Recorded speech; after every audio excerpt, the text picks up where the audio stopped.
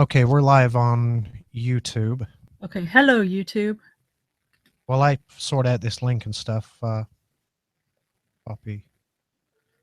go ahead and tell YouTube about the commercial breaks and shit like that. You want me to tell them? Yeah, why not? You're good at Sure. that. So we will be live on the radio, chatting and the like. And then when the radio goes to music, YouTube will stay live. So there will be times that we are sitting here chatting and just visiting amongst ourselves while we are live on YouTube and not on the radio. So we stay live on YouTube throughout the entire show. So you on YouTube are privy to information that the radio listeners are not. Lucky YouTube. Yeah, that's true. Well, and they get to hear everything during the breaks as well. They don't have to listen to the commercials. Oh, right. Yep. I forgot about commercials. I was thinking just the music. All right, so we're up in a minute 40. Okay. Starting a minute 40. My camera's funky. There we go. My bangs are getting too long. Not really. You don't think? No.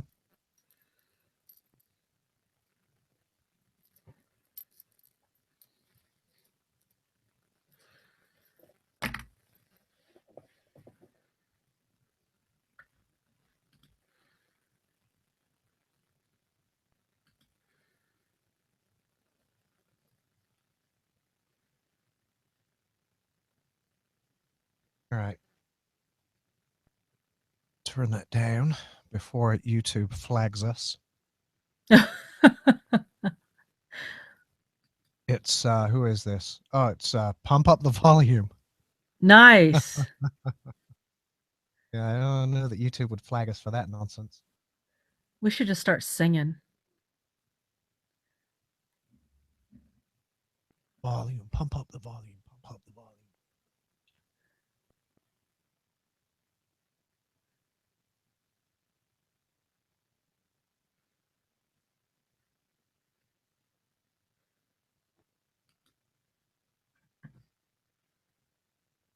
"13 seconds.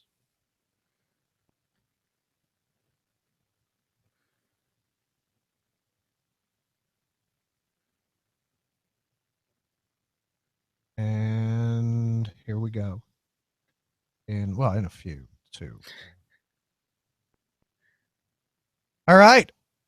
Welcome to Tech Talk, which is rarely about technology, but hey, what the hell? But we do talk. We talk sometimes about tech. I'm Alex Zandermack, your host. In the hangout with me, I have my lovely co-host Danielle. Hello. How are you? I am well, thanks. How you doing? I'm doing all right. You got some big news. Well, not big news, but some news. What's showing up tomorrow? I'm getting an iPhone. Yeah, you are. What do they call it? The pink one, the rose gold. Rose gold, yes. Rose gold iPhone. Now, I was shocked by this. You were talking about getting a phone, and I just threw out there, I get an iPhone 6S Plus, thinking never going to happen because Danny hates iPhones. Danny is a Android girl through and through, always going to be. And you sent me a message today, we'll talk about that in a minute, actually. You sent me a message today and said, oh, it's arriving tomorrow. Well, we had been texting about me getting an iPhone. I don't know why it was such a surprise to you. I didn't think it was going to happen. You were saying, oh, if I got an iPhone, I'd FaceTime you at least like 6 times a day. And I said, but I wasn't kidding. You probably weren't. And that's fine. I like FaceTime. I think it's fun. Like just randomly in the middle of like the grocery store, just feel like, hey, I'm getting some vegetable oil. Okay. That's right. That's right. Yeah. When was the last time you actually had an iPhone? The 4, maybe. Wow, that's a long time ago. Yeah. Oh, you're going to be shocked at how good they are. I know. They're freaking amazing. I'm excited.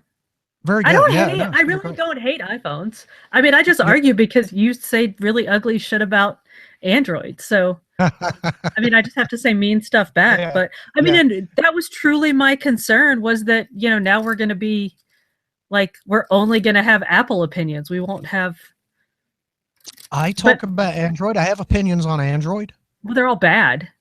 No, I actually, that's not, okay. I say some, talk trash about Android every You now and do. then, but I do like it. I think it's No, very it's good. every now and now. It's not Y- now and then. It's yeah, always. it's coming along. It's, But it's moving on. It's getting there. yeah, Um, what'd you do over the weekend? nothing, I don't think. It was No? cold and yucky here. I showed some houses, watched some hockey, Yeah. All right. griped until Kurt gave in and bought me a phone. Oh yeah. That was most of it. It was mostly my phone campaign. What the hell? What'd This, you do over the weekend? Oh, and I watched your debate. oh, you I was did? quite excited. Yeah, I did. You I watched it watched it live? live. I Yeah. heard, I heard a lot of people were having problems watching the debate because of the buffering. Yes. We were on the Wi-Fi, streaming live on the Wi-Fi at the VFW, and apparently it was pretty slow and choppy. Now, my I the misspoke. I wasn't live. I think I was about 5 minutes behind live. So it might have been easier for me. You know what I mean? Like I wasn't watching you as it was happening. gotcha, I gotcha. So I'm having technical difficulties here with the iPad that controls the soundboard. It is it's gone off air. It's gone offline completely. And I have no access to my sound controls. that can't be good. God damn it. All right, well, never mind. We'll plow on. Um and I guess as we talked about what I did this weekend, I may as well get into this now. Yeah, how do you think the debate went? I thought it went well. Yeah, I mean, I think in general, all in all, they went pretty good. Um, I made a big old goof at the beginning. Yeah, you did. Yeah, just skipped over their opening statements entirely. Hmm. Um, it was okay. I'll talk about it now. I'll get into this now. This basically is why I won't be supporting Donald Ferguson for Sheriff of Rockdale County. So some of you obviously know, and we just talked about it, that the 2016 Rockdale County leadership debates took place on Saturday at the VFW. Just for Fun Radio hosted the event, and I was the lead moderator on the panel. Now, the rules were written prior to our involvement, and unfortunately, the rules as written didn't allow moderators to ask follow-up questions or engage the candidates after a question was asked. By the way, now that we're hosting these events from now on, that's a rule that will be removed from the debates, because moderators shouldn't be handcuffed in that way. Anyway, regardless of that, there were three debates that night. One of them was for the post one commissioner, one was for the chairman of the commission, and one was for the candidates running for sheriff.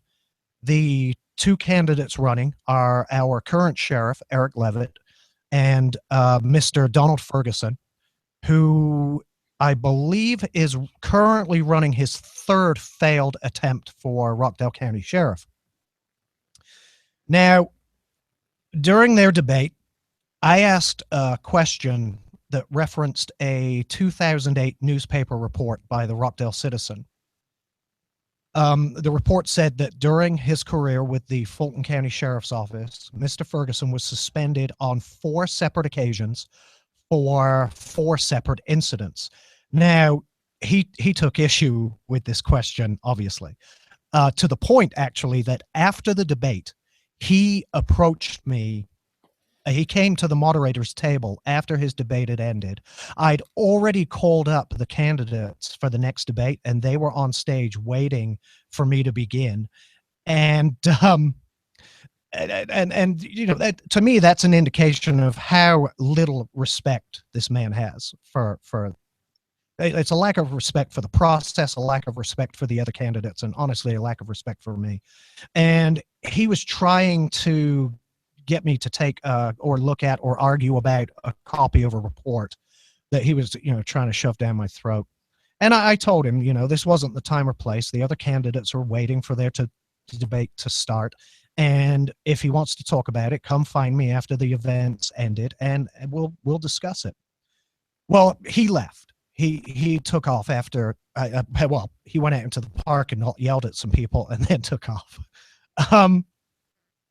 But considering he made a big issue about it at the time, and it was important enough for him to interrupt me and disrupt the other candidates who were waiting, I've decided that I'll discuss it with you guys listening tonight instead. And I have to be honest, it's not very flattering. I'll open the lines at the end for comment, and people can call in if they have anything to say. Anyway, let's start with the details of his infractions. Now, these are not disputed, by the way. Mr. Ferguson does not dispute any of these. These are the 4 incidents as they were reported by the Rockdale Citizen. Number 1, using profane and obscene language while speaking to a coworker. This resulted in a 10-day suspension without pay, and this is the best part, a recommendation that he not have contact with the public. Now, oh wow, it doesn't take a giant leap of logic to realize that his superiors back then learned pretty early in his career that this guy had some anger issues, and that he was maybe a bit too unstable and had terrible interpersonal skills, that they decided he should not have any contact with members of the public. I don't know what to say about that. Now, apparently, though, this didn't apply to inmates. Let's move on to number 2. Beating and kicking a handcuffed inmate, resulting in a 10-day suspension without pay and a demotion from sergeant to deputy. He got busted down from his rank of sergeant back to deputy for now, this is a pretty serious crime, right? It's a violation of a man's civil rights that any one of us would go to jail for if we would have committed this crime. Now, of course, Ferguson was protected by his badge. He didn't serve a day in jail, but he was stripped of his rank and busted back down to deputy. Now, bear in mind, this is the one case of abuse that we know about, but as the ACLU reports have stated, these things rarely only happen once during a person's career, so it kind of automatically makes me suspicious. And for someone like Mr. Ferguson, who has made the claim that they're trying to gain credibility and trust, it's not the best position to put yourself in. Number 3. This one's a doozy. Allowing a suspect charged with 2 counts of murder to sign his own bond and leave the jail. Now, this resulted only in a 1-day suspension without pay. But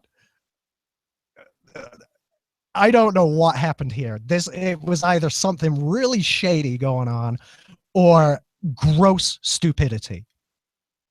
It's possible, I guess, that he's one of the stupidest employees in the history of the Fulton County Sheriff's Office, but I'll give him the benefit of the doubt, and just assume he was lacking in judgment on this one by allowing a double murderer to walk free out of the jail. Number 4. An incident of failure to supervise, which resulted in when it was reported, resulted in a 10-day suspension without pay. And this is the one, and by the way, the only one that Mr. Ferguson takes issue with.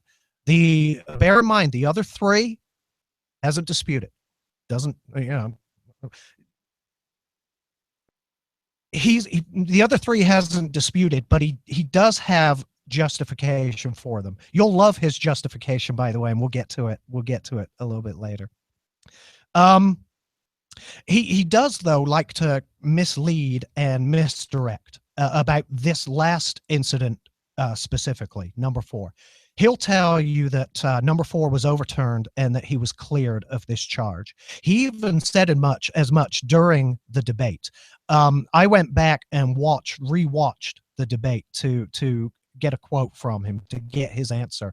And this is what he said in front of everybody. I quote, "I'm cleared of that. And there's an article in the Rockdale Citizen that identifies I am in clearance of that." End quote. Now, because of the rules that night, I wasn't allowed to follow up on that, but I really would have liked to, because there's a glaring problem with that answer. It's not true. It's an absolute lie. And on stage during the debate, he flat out lied to the citizens of Rockdale County. The rules prevented me from calling him out on it, so I'm going to do it this evening. Because honestly, the rules of my show, they don't prohibit me from calling him out on it. So there you go. According to, let's talk about this incident, this failure to supervise incident. This is from according to the personnel charge sheet from the Fulton County Sheriff's Office in July 2005. Ferguson allowed an off-duty detention officer working security at Lakewood Amphitheater / Fairgrounds to carry an unauthorized weapon. Now, Mr. Ferguson was initially charged. He was initially disciplined and received verbal counseling in December of that year. However, in January 2006, Fulton County Sheriff's Office Chief Deputy Michael Cook received a letter from the Fulton County Sheriff himself, Myron Freeman, that said the action taken against Ferguson was inappropriate and inconsistent with the disciplinary action given to the other employees involved in the incident. Therefore, on February 9th of 2006, the punishment was elevated. Ferguson was given a 10-day suspension without pay. Now, think about that for a minute. The sheriff himself decided to intervene and insist on a more severe punishment for Ferguson. You can infer from that whatever you choose. I know what it says to me personally. So anyway, at this point, Ferguson said he immediately appealed the action, but the issue wasn't resolved entirely until January of 2009. So according to a memorandum dated January 2nd from 2009 from Natalie Allison, Deputy Chief of the Fulton County Sheriff's Office, which was provided to the Rockdale Citizen by Ferguson, by the way. Ferguson's 10-day suspension without pay for a violation of Fulton County personnel regulations to a written warning was incorrect. The correct reduction is that to a verbal warning. Ferguson said that he'd been reimbursed the money for the 10-day suspension that he was not paid for in 2006. Now, Ferguson asserted at the debate that he was cleared of this charge, right? I am clear of this charge. He wasn't. He was never cleared of that charge. His punishment was reduced to a verbal warning, but he was never cleared of any wrongdoing. And I have a problem with a man looking me in the eye and just flat out lying to me. I certainly have a problem with him lying to the entire county when you're in the middle of a debate. Anyway, regardless of all that, it still leaves three other remarkably serious infractions in place and part of his permanent record that he does not dispute. He kind of goes out of his way to justify them. So here's something else. In 2009, the Rockdale Citizen reported Ferguson is quoted as saying, "The concern I have is cleansing my name. Name recognition is all you have. For me, especially being in law enforcement, if your name is discredited to the citizens, they look at you in a different light. The most important thing you have is name credibility." Ferguson maintained that the earlier disciplinary issues stemmed from his youth and inexperience. Yeah, okay.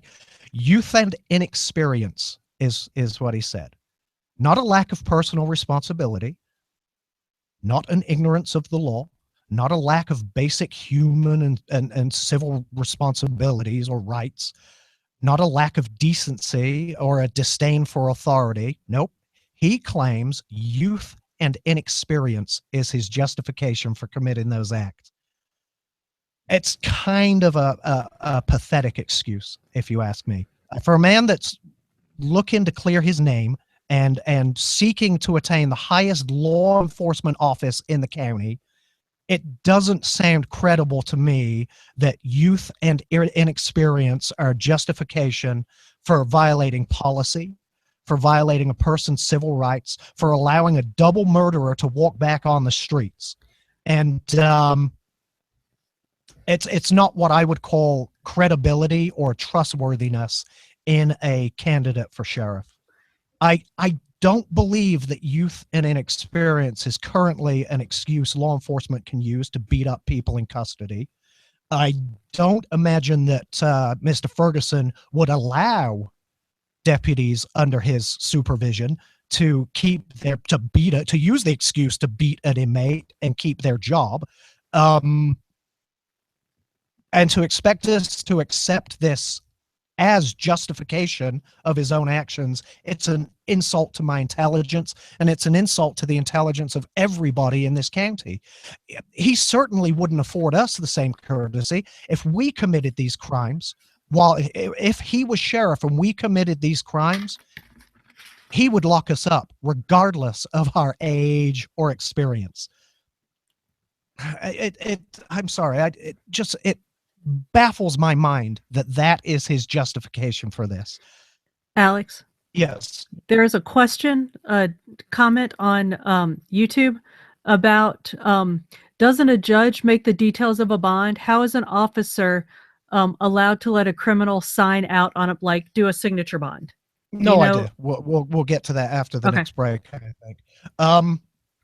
Here's my thing. We've avoided any problems like this in Rockdale County up until now.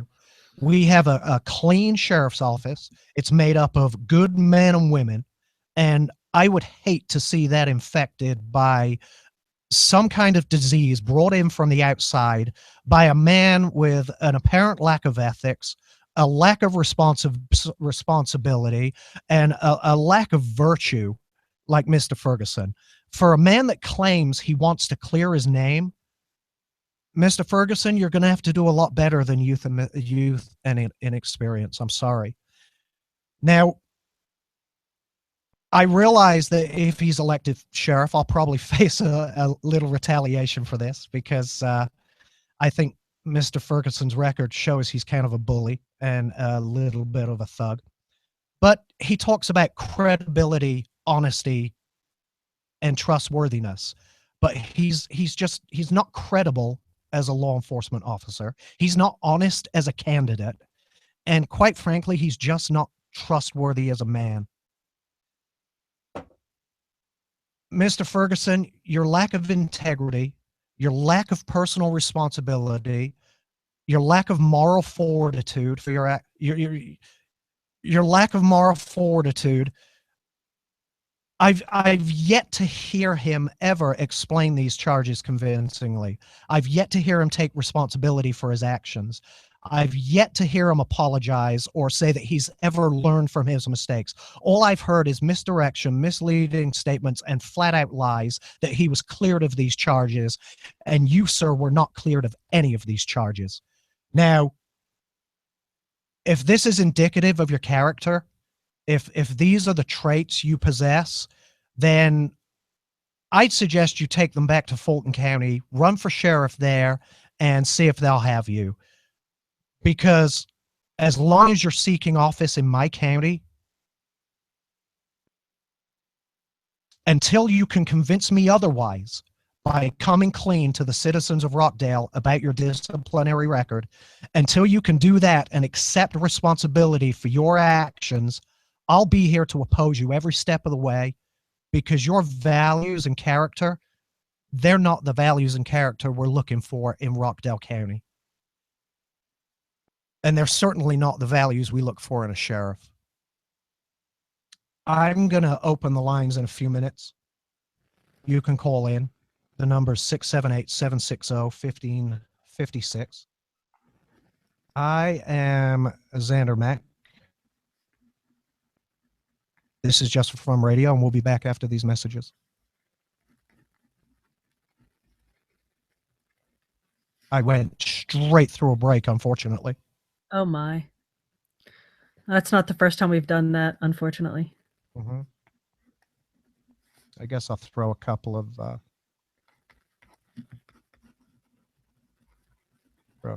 commercials in there.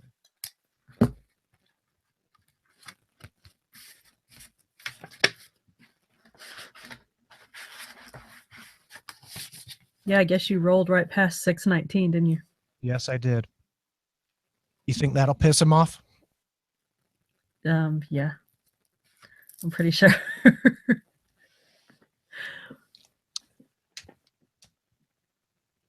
You think he's listening? I put it all over Facebook. I imagine someone told him. Alex. I don't care. He needs to listen. He needs to answer to these. He was never cleared of any of these charges, ever. Having your punishment reduced isn't being cleared. Right. And going to a debate and flat out lying to people isn't how you deal with the issue. And then coming and confronting me is not how you deal with it. I'm sorry. It's not how it goes.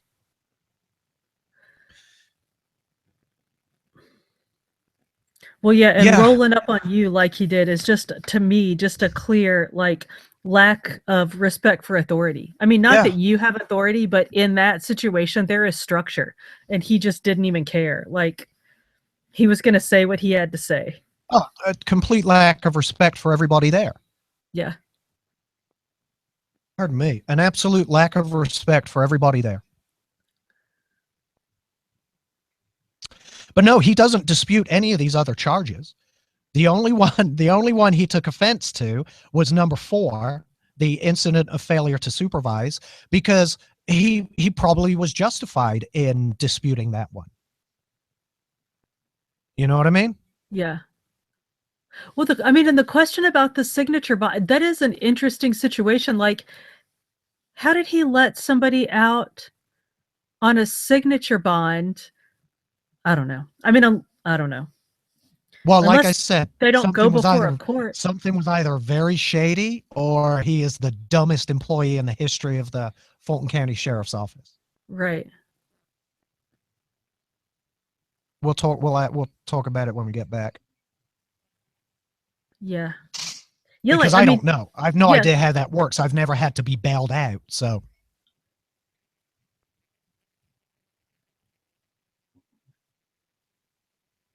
Yeah, do you know what I mean? Yeah, I do know. Neither have I, but. Oh, Justin Bieber.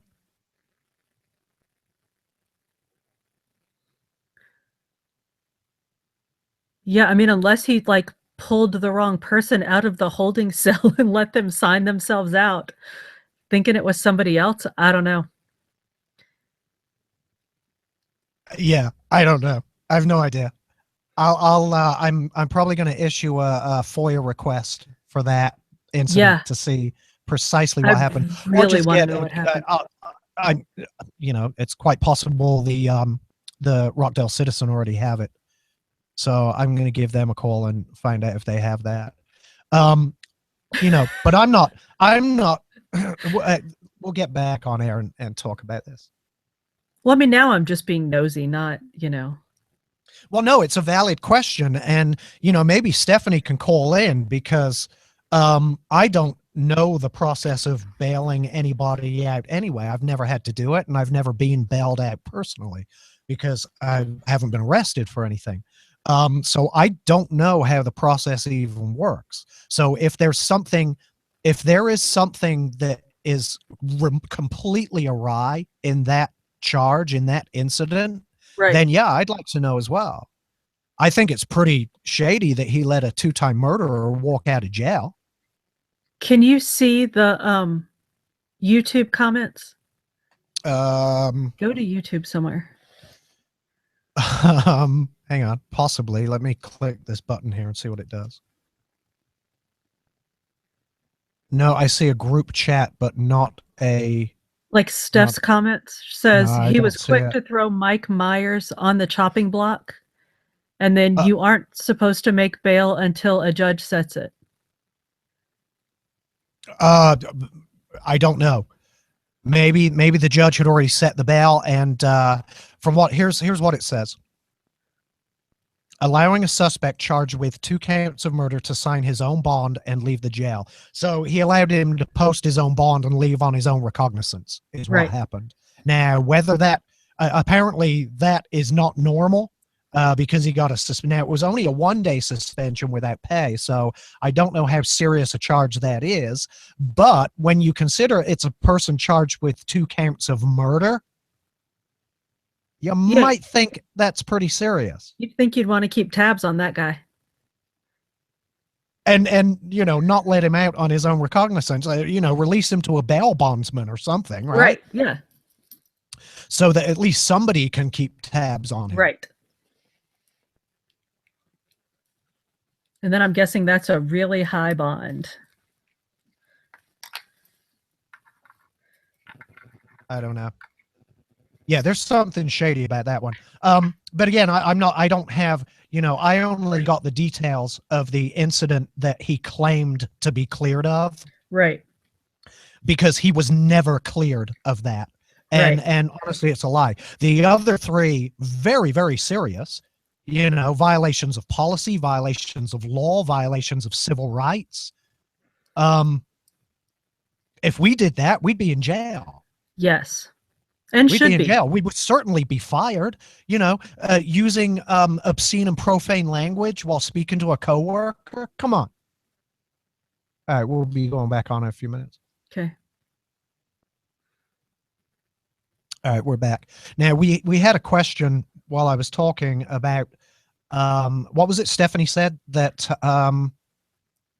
doesn't a judge make the details of a bond? Like, doesn't a judge establish what is needed for a bond? Go ahead. Sorry.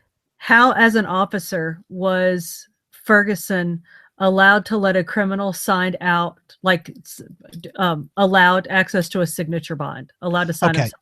Okay. Gonna say, first of all, the only incident I got details on was number 4, the failure to supervise, because that's the one incident that Mr. Ferguson claims to be cleared of. So I'll start by saying that. Secondly, I want to say I have no idea how the bail process works. Because I've never bailed anyone out, and I've never had to be bailed out because I've never been arrested. I'll tell you what I think I know. You get arraigned, a judge decides if you're going to get you know, if you're eligible for bail, and he'll tell you the amount. Right. I guess the problem here is that he allowed the suspect himself to sign his own bond and leave the jail on his own recognizance. Now, I don't know if that's normal. I don't know if it's common. I don't know if the infraction is because it was somebody charged with 2 counts of murder who never should have got bail or been released. I don't know that the man ever was granted bail by a judge, or whether he just said he was and signed himself out. I don't know what happened. I could try to find the details. However, you know, Mr. Ferguson hasn't actually disputed any of the details in numbers 1, 2, and 3. He hasn't disputed, you know, the fact that he used profane and obscene language while talking to a coworker. He hasn't disputed the fact that there's a recommendation on his record that he not have contact with the public. He hasn't disputed the fact that he was demoted from sergeant to deputy, although if you listen to his answers at the debate, there's a lot of misdirection there, because he made it sound like that demotion was also overturned. The way he addressed, did you get that impression from listening to him? You know, I was trying to think back to that. I think and I might be wrong because when I listened to it again, which I did yesterday, I wasn't listening for that part, but I think what he corrected then was the year that that happened. Like, oh no, that was back in, was it No, like, yeah, I know what you're saying. He misunderstood the question, I believe, okay, because I told him in a 2008 report right, by the Rockdale Citizen, and he took that to mean that the incident occurred in 2008, right, and it didn't. That was just when it was reported, right. or at Because least the report I was using as reference. right, because it struck me as funny that he didn't think it was, I mean, not strange, but anything to be, considered Well, he doesn't. He thinks that youth he was demoted. Like, that's bad. yeah, yeah, but he attributes that to youth and inexperience. That literally Right. is his justification for this. Oh God, if he based when he was a Leah, when he was a law enforcement officer, if he approached every suspect with that mentality that their youth and inexperience may be justification for them committing a crime, then he would have been a terrible, terrible cop, Well, he'd quite be frankly. dead. Like, I don't know. Yeah. Um, I don't know why he left the Fulton County Sheriff's Office. He was there for a long time, and he did work his way back up through the ranks. I found no other reports of any other demotions. even the way that he told you that he retired was aggressive. Yeah, Like I the way he somebody made asked that that. statement. Yeah, somebody in the audience asked that question. I think a lot of people are curious about that simply because of his personnel record. Right. His personnel record, I'm sure there's worse, but when you're running for sheriff, the highest law enforcement official in the county, wouldn't you want a pristine personnel record? Wouldn't you want to approach your citizens with claims of trustworthiness and credibility with a perfectly spotless record? I would. Yeah. Oh, yeah. Anyway, to answer Stephanie's question, I honestly have no idea, Steph. Well, and she, and as I think she's not defending Ferguson. No, I It's know. just interesting. Like, I mean, we are really just, it's just, Yeah, I mean, fodder for conversation. yeah, Like, if we I just want to knew, talk about it. Like, how I are you agree. going to let a two-time murderer out with just a signature? Like, what are you Right. thinking? I mean, Yeah. Like, I believe that's literally how this conversation is going, not mhm. that it didn't happen, because how could that possibly have happened? Right. Like I said, it was either something remarkably shady or it was Right. the dumbest decision ever made in history. Right. And Um, like you said, it stood. Like, he ain't even bothering to lie about that one. So, yeah, that's right. All right. Well, let's move on. okay. Let's talk about what? Let's talk about tech, I guess. You don't too? So Apple reported their earnings today. Yes. Pulling up the Verge here. Now, this was developing when I pulled up the story the first time. And their revenue decreased for the first time in 13 years. Now, that Yes. doesn't mean they lost money. It doesn't mean they're not profitable. They made a butt ton of money. They brought in the gross revenue was $50.6 billion for the second quarter. Profit on that was $10.5 billion.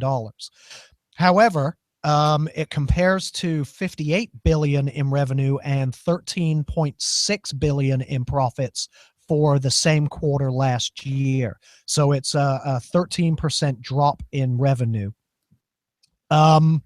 I imagine Wall Street is going to punish that tomorrow quite severely. They Yeah. overreact. They really overreact to Apple News. I think they're still the most profitable company on the planet, and Wall Street's still going to beat them. Well, Now, yeah. I think now, people are buying fewer iPhones too. Haven't we talked about that? Like, the sale of iPhones is. Did we well, talk about this? I imagine it's hit. It has to have hit a Yeah. plateau, right? Yeah. Anybody that wants an iPhone, for the most part, has an Yes. iPhone. Right. You would think, at least in I the mean, in development. mass, yes, in huge numbers. I mean, now Yeah. I think gradually people are going to upgrade or whatever. But yeah, like the huge droves of people going to iPhone. Yeah. Now they have new markets opening up to them, especially with this new iPhone SE with its lower price point. So they can look more now to India and China and emerging markets to try and help that growth, at least in the iPhone market. But it's not just iPhone growth that's slowed down, right? iPads have been declining. iPad sales have been declining since 2004, I believe. um, I don't know what happened with Mac sales this quarter.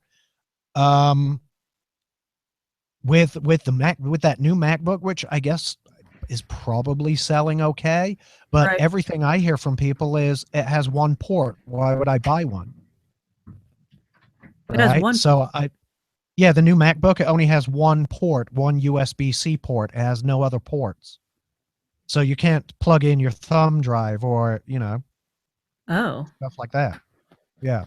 I missed that. Wow. So I don't know how well that's been selling. I imagine it's been doing okay.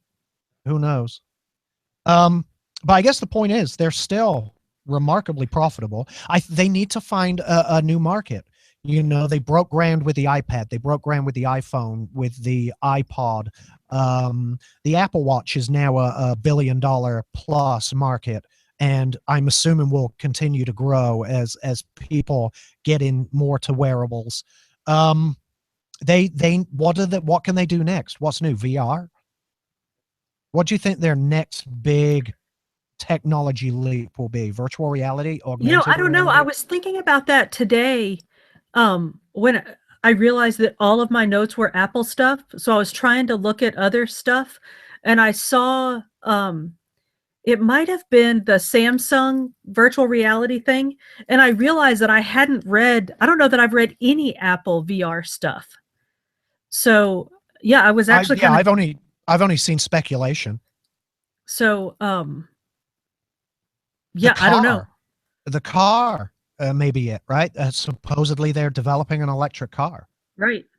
Or Maybe. support, some of the innards for one of the Mhm. cars. I don't Now know. they have their CarPlay stuff already, which is now available in every major manufacturer of automobiles. They all have models that include CarPlay.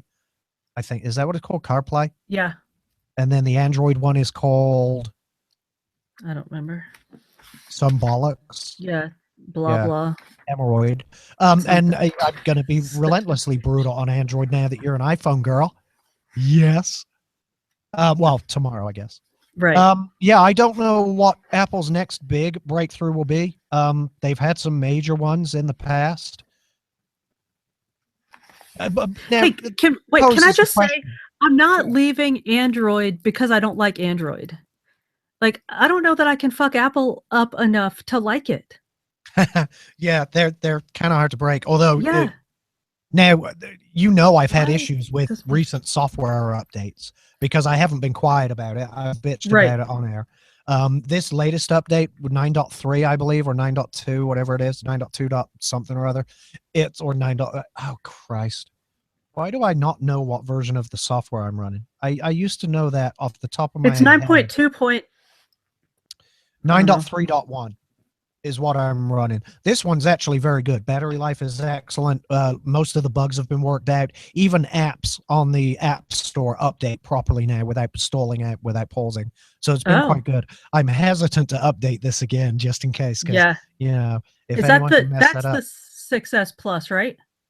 Yes, it is 6S Plus. Okay. And it's a great phone. Battery life is amazing. Unbelievable. We went out. I told you we went out for Smitty's birthday. Yeah. I was filming video the whole night and messaging, and everything was uploading in the background over LTE to Google Photos. And we were out from, say, 8 p.m. No, actually earlier than that. Smitty and I went out early at like 6, through 3 o'clock the next morning, and I used between 10 and 15% of my battery. Oh my gosh. That's insane, right? That is nuts. Yeah, I love it.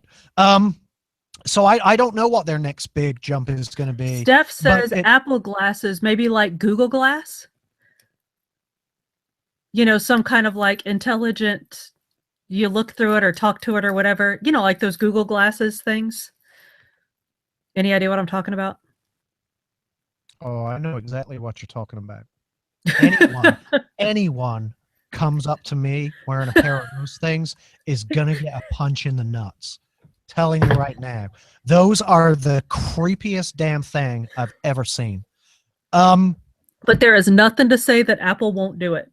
That's true. It's very true. But it makes me wonder, why does the tech sector always look to Apple for these breakthroughs? Right? They don't look to Samsung and say, oh, what's Samsung going to come up with next to save the industry and boost their growth? It's always Apple. Everybody looks to Apple to come up. It's because they've done too much in the past. iPods, iPhones, iPads, freaking MacBooks, and Apple Watches and Apple TVs. They've cornered too many markets, and now everybody expects them to invent new markets and be able to corner them. That's because that's what they do. Yeah, Like but what? it's unreasonable. And now because It's what they do. Why is it unreasonable? Because it's what they do. Well, because it's just unreasonable. You can't just, well, I suppose you can just invent technology. It's kind of what they do, right? They do. It's kind of what they do. It's unreasonable, but it's what they do. You can't just do it on a whim. You can't just say, oh wow, this will be the next big thing, and assume that it's just going to work. Damn it, Siri, shut up. But they do. Well, of course they don't. I mean, they've got it, working in some cave underneath. Years and years ahead. Yeah. Yeah, of course they do. I mean, it doesn't just show up. Right. We know they have stuff in development. Yeah. And one of the big theories, I guess, is the car, because they've been hiring people from Tesla and auto manufacturers and things like that. So I don't know, maybe the car will be there. It won't be their next big announcement. I think the car's too far off, but it will be a big announcement in the future, I imagine. Let's talk about some news from home. Oh, my nephew got married over the weekend. Congratulations to Dennis and his lovely wife. Sorry, I don't know her name. I didn't know about the wedding. Nobody told me. Let's call her Fergie. That's very British sounding. Yeah, the whole family went to it. Now, bear in mind, my entire family has written me off for dead. So, this is why I didn't know about it. But it looked nice. It looked like everybody had fun. Everybody got drunk and partied into the wee hours. So that was nice. Congratulations. I wish them all the best and hope that they're very happy in the future. Here's a bit of news from home. William and Harry, you know those two, right? Well, you don't. Yeah, you know of them. Yeah. Says here that British princes William and Harry will reportedly play stormtroopers in Star Wars Episode 8. Yeah, they will. I don't know if I believe this. I want to believe it. Do you want to believe it or no? I don't know. So this is reported on The Verge, and now they were a bit mean about it, and they've since edited this post, and they've said this post was edited to be less mean about the existence of the British royal family, because these princes seem like nice people who, like many of us, desperately want to be in Star Wars. Okay, anyway, so it says, as if it's not enough that Princes William and Harry live their opulent lives largely at the British taxpayers' expense, now they might get to live out the regular British citizens' dreams too. Opulent lives. Maybe it is opulent. I mean, I know they don't flash it around, and if it's opulent for Harry to go spend months or possibly years in Afghanistan fighting to protect the freedom of these pricks at The Verge's day-to-day life, sure, that's opulent, but I don't expect the people at The Verge to have any common sense these days. They're a bunch of liberal leftist idiots. They annoy me. I think it's cute when you defend your royals. But you still haven't addressed the stormtrooper issue. What about it? Do I think they should? Yes. Or do you think it's fun? Do you want to believe it? Why not? Why I not, know. right? I think it's super fun. Yeah, why not? I think it would be better if Harry had an actual part in Star Wars. I think it would be better if Harry was James Bond, to be honest with you. Oh, yeah. Harry's a freaking badass. Yeah. Harry's a badass and would make a really good James Bond. He even has the accent. He has that "oh hello, posh haughty haughty" thing going on. That would be amazing. It would be brilliant. Yeah. Hello, M. Yeah, no, Harry should. Yeah, in fact, I'm going to write to Hollywood. Not really sure who. I'm just going to address it Hollywood Dear Hollywood. Yeah, that's all. and say, go hire Harry to be James Bond. I think that'd be fantastic. Or Paramount, wherever they're made. Paramount Studios in London. Maybe I'll write to them. And Yeah, right to say, London. yeah, pick Harry to be James Bond. I think that'd be fantastic. It would be a red-headed James Bond, but yeah, we'd still like What it. else? Yeah. Yeah, we got a break here. We'll be back in a few. Yeah.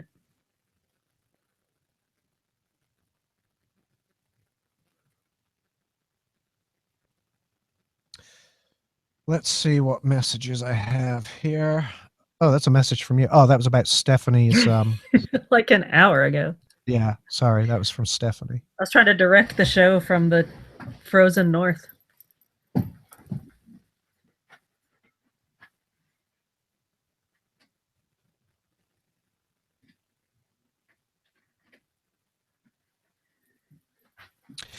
She walked away, so I guess I'll be talking to Okay. myself for a No, minute. I still Oh, have my earphone. okay. There you are. Yeah, Trying to get the light. I think it's. I mean, if they get to do it, and now, I think a more important question is: will they get permission to do it? Would the Queen grant permission for William and Harry to be in a movie? And if she did, would she allow them to get credit for being in the movie? Well, if they're Because stormtroopers, you don't know who they are. Yeah, because I don't think the Queen's big on flashy, not flashy, but that kind of self-promotion. You know what I mean? Right. She's a rather Austere. solitary kind Yeah. of lady. I don't know. It does kind of bother me the way the Verge did this. Yeah. You know, they forget that both of these men have served their country, and that that Harry spent, I think, two possibly 3 tours in Afghanistan defending freedom, Right. and that the people at the Verge benefit from that, defense of freedom. Right. I think it's a little bit disgusting that they get a bit snippy. So what? They're royalty. They were born into royalty. Right. Not necessarily their fault, right? Well, I mean, and why is it something that you should be embarrassed by? I mean, it's who they are. Like, Yeah, I agree. I don't know. Yeah, that's the Verge. That's snarky. That's the Verge being leftist and awful and shitty these days is what that is. Yeah, I'm losing. I used to really like Dieter Bone, who remember Dieter used to be at Crackberry and he used to run Yes. Mobile Nations. Yep. He owned it or some shit, and now he's with the Verge and really high up in that malarkey. And he used to be a really cool guy, and now he's just turned into a liberal sack of, well, you know what, a liberal sack of that.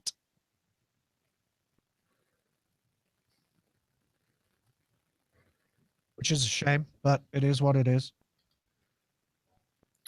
That is a shame. I was hoping I was hoping Keith would come on and review his bag of crap with us. Yeah, his Woot bag of crap. We've never that's our first. Well, I don't know that we've gotten another bag of crap ever. That's the first bag of crap I've known of. Is it really? Yeah. I think Have you ever gotten one? No, I've never gotten one, but I don't use Woot. I didn't even think Woot still existed. We used to Woot all the time. Thank you, baby. Yeah, I didn't think Woot even existed at this day and time. So yeah, I saw that on Facebook, and I was driving over here, so I didn't get a chance to pay too much attention to the photographs to see what was in the bag. It looks like there's a bunch of stuff. Yeah, yeah, it was a big box of crap. A box of crap by the looks of it. There we go. Let's see. Why won't it let me zoom in? There we go. Nope. Oh, a pair of shorts. Some pills by the looks of it. Back in the day, I would already have stolen those shorts. I'd be wearing those right now back in the day. It looks like it's mostly survival type stuff. Uh-huh. A lot of camo. I bet that pink bit up towards the top is like a little waterproof baggie bit. There's a dog brush. Oh, is that a Furminator? Yes. Yeah, Those there's are a awesome. Furminator. And a water bottle. And Pete is laying right next to the Furminator. All right, we're back to go live again. I don't know what we're going to talk about. It's going to be a short show tonight. Yeah. We always say that, and then we yak till the end. Yeah. Actually, no, we're not. Kenny Loggins is on. I thought we were going back, and we're not. We're listening to Kenny, listening to Kenny Loggins now. We are not back. So I accidentally won a pair of jeans on eBay that I didn't mean to bid on. So I'm wearing them today, like sort of to self-flagellate. And I don't hate them as much now. How do you not? I don't understand how you don't mean to bid on something. It's a big button that says bid now. Hang on. First, remember that it's me we're talking to. So, this is my mentality. I was doing something, and I think I was like, I don't know, working on a deal or something. So I was like, well, I'm going to quick run over and just see what's going on eBay. So I clicked over, and there's a list of things you have recently looked at, and I'm sure eBay does this to trick me. And there's also a list of things you're bidding on. Well, I was looking at the things you've recently looked at, and I thought it was the things I was bidding on, and it said I wasn't winning. And I was like, oh shit, I'm not winning. Click to increase my bid. So then I clicked bid on it after I did. And it was like, I see what happened. The last few seconds. Your refusal to lose. Exactly. So then I went back. So then I was like, jobbed. So I went back to work on my deal. And I'm like, writing away on this offer. And I'm like, wait a minute. I didn't even want those fucking pants. So I went back to look at it, and I was like, that's amazing. Hey, listen, I'm going to run to the fridge and grab a bottle of water. Okay.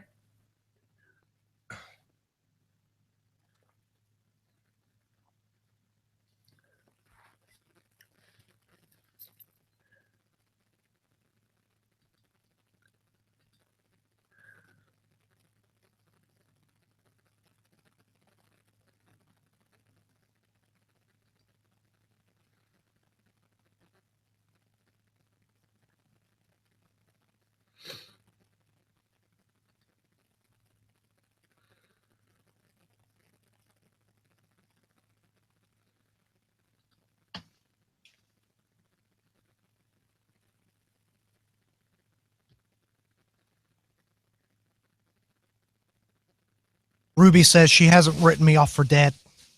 I kind of knew that. I kind of knew that because Rube listens to the show. So right. I'm telling you, she's written you off for American. Well, yeah, I mean, that's it's almost the same, but not quite. Yeah. Yeah, I guess it is. Right. Yeah. Where are we at? 30 seconds or so. Let's talk about Prince. Okay. Oh yeah. And talk about where you can get his music. He's from here. Yeah, I know. Lived in Minnesota. Yeah, like 2 hours south of here. Yeah, you've seen it. I thought you'd seen his house. Huh? Haven't you seen his house? Well, I mean, I know where it is. It's not open to the public or anything. Okay. Yeah, no, I didn't know. I didn't think you'd been in it, but I thought you had seen it. Yes. Okay. Yeah, it's right outside the city. It's right outside Minneapolis. Okay. All right, here we go. We're going back. All right, we're back. So, your neck of the woods, Minnesota, home to Prince. Yes. So that Tragic was kind of a sad loss right there. I like Prince. Now we'll get this out of the way real quick because we are a tech show. You cannot stream Prince on Apple Music or Google Play or Pandora. Well, maybe on Pandora, but you can't get him on Spotify or any places like that. The only place Prince was available for streaming was on Tidal. Did you know that? I did not know that. Yeah. He actually yanked his music from Spotify. He's never been on Apple Music since Apple Music started, and he yanked his music from Spotify because he says he wasn't getting paid. I was going to say I'm not surprised. Mm-hmm. I'm not surprised that he took that stand. Yeah. Now, it didn't affect me because I have a ton of Prince albums. Right. And they're all in Music Match in the cloud. So I've been able to get my Prince on. Been listening to some Pussy Control. Yep. Which is a great song. No one's ever heard it, by the way, but it's a fantastic song. So go look up Pussy Control by Prince, and it's really good. But yeah, he's how's Minnesota taking it?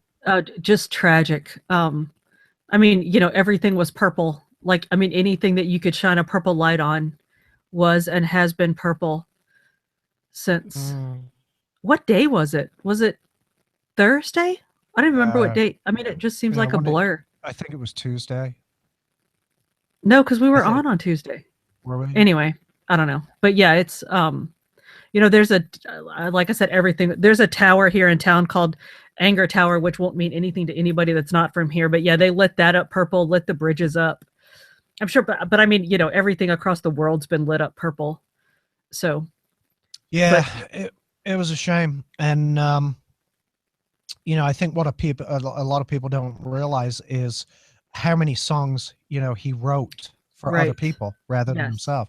I mean, he made Sinead O'Connor's entire career was Prince, right?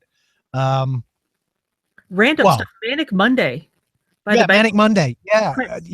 Love that song. Speaking of the Bangles, I looked up who was the little girl that played the guitar and the singer, and she sang Manic Monday. What was her name? Can't remember her name, but I thought about her a couple of weeks ago. And at the time I remembered her freaking name, and I looked her up and I followed her on Twitter, and man, that girl is smoking hot still. Is she really? Yeah. I must be thinking of the wrong girl then. Now I got to Google I can't remember her name.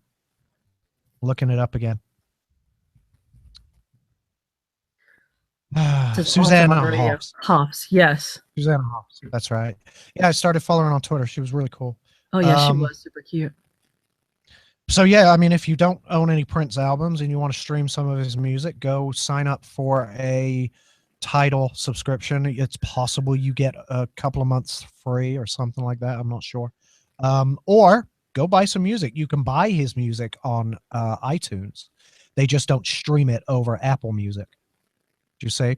Yes. Yeah, I have a bunch of his stuff as well. A bunch of CDs that are in my Music Match. So yeah, I also was unaware that you couldn't get his stuff in Apple Music. Yeah, no streaming. Now, apparently his record sales have gone through the roof. Of course I have. Since he passed. What is it? 2.8 million songs and 650,000 albums. That was I believe that was in the first 24 hours after the news broke.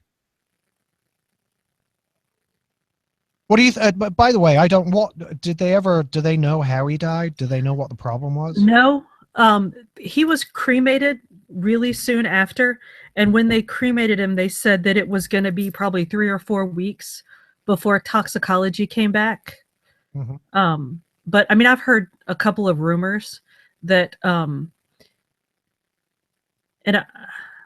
was he still big in the drugs? I truly don't believe so. He became a Jehovah's Witness and was very public about the fact that he had cleaned up his act.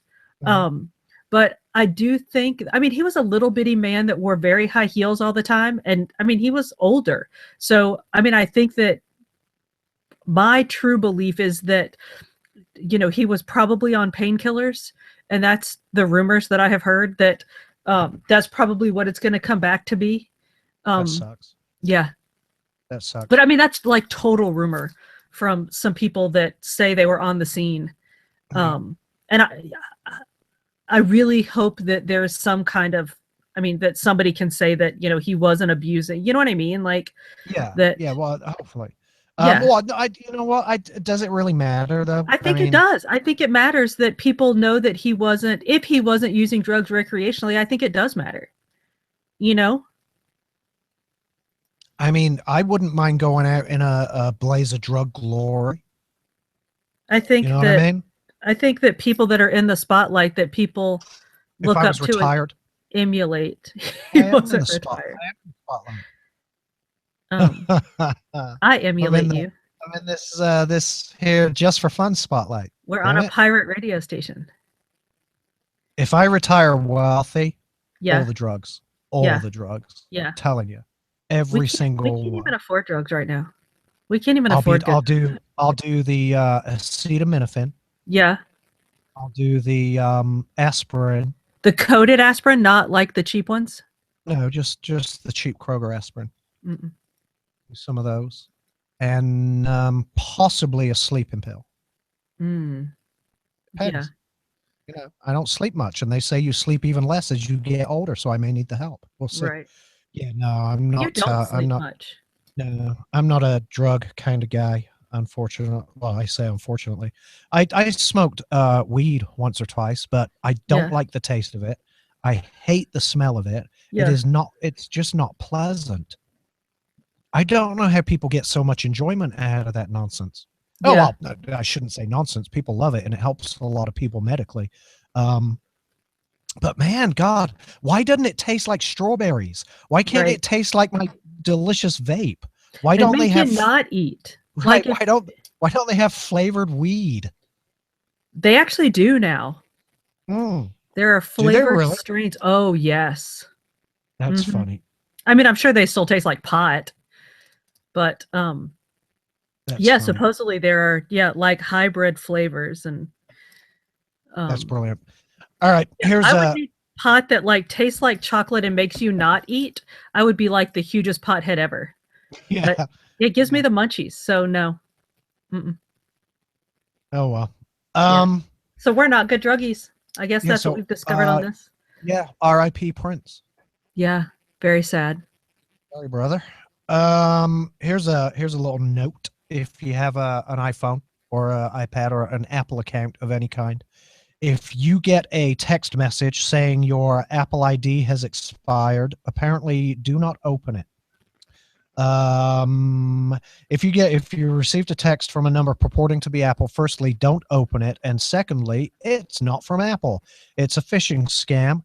Informs the it's a phishing scam which informs the text recipient that their Apple ID has expired and to follow its link to retrieve it. Once at the website, which does not have an Apple domain but looks eerily similar to the iCloud site, the user is prompted to enter their personal information to unlock their account. The hackers are not only after your Apple ID, they also ask you for your address, passport number, and credit card number.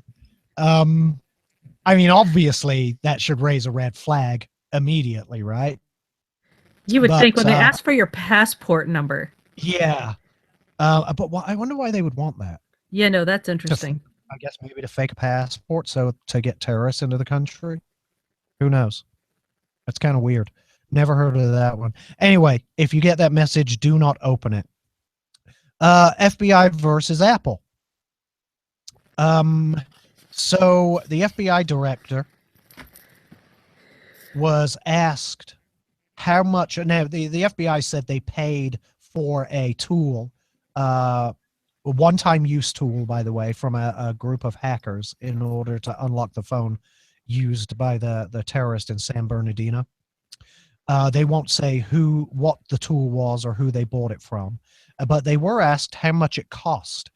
And what's his name?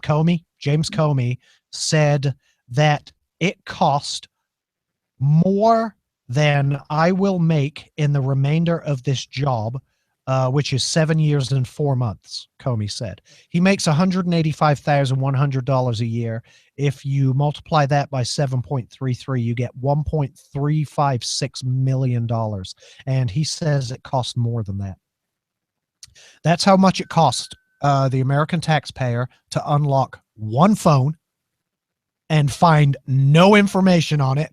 Just like I said, they wouldn't find any damn information on it. Did you? Well, I read an article that talked about, it says they found no usable information, but it said that they found, like they were able to verify that there were no links between the contacts on the phone and certain like terrorist links or something. I don't believe that for 1 second. Sounded a whole lot to me like, remember the conversation we had on the show last week or week before about that vulnerability that Apple had where you could get into people's contacts on their phones without actually having access to the phone? Oh, right. So you think maybe that's what they did? Yes. I think they got access to the contacts, figured out that. So they used that lock screen vulnerability. It wouldn't surprise me. Yeah, I think that's exact. And I wish of course I didn't save the freaking article, but yeah, I think that's exactly what they did because and I'll see if I can find it, but the way that it described the information that they said they had was exactly what we talked about. And it said, like you said, there was no usable information on the phone. Big surprise. Yeah. I mean, why they destroyed their own personal phones where the data that the government would have actually been useful to the government. They would and their laptop, right?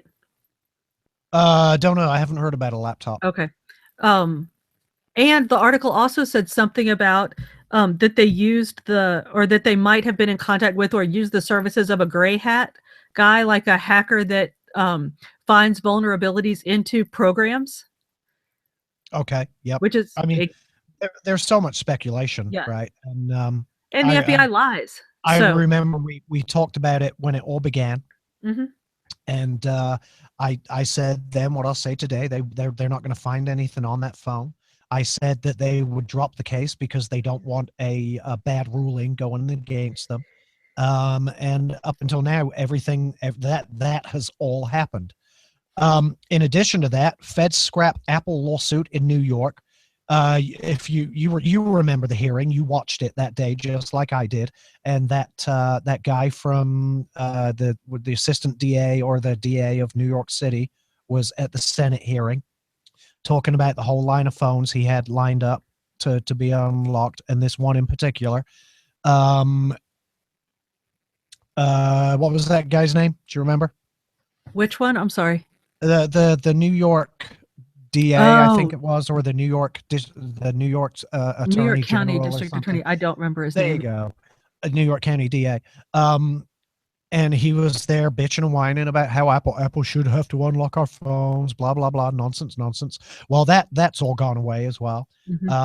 According to a court document, somebody already handed the feds the passcode they needed. So that means one of his friends or associates came forward and said, here's the number. And they got into the phone that way.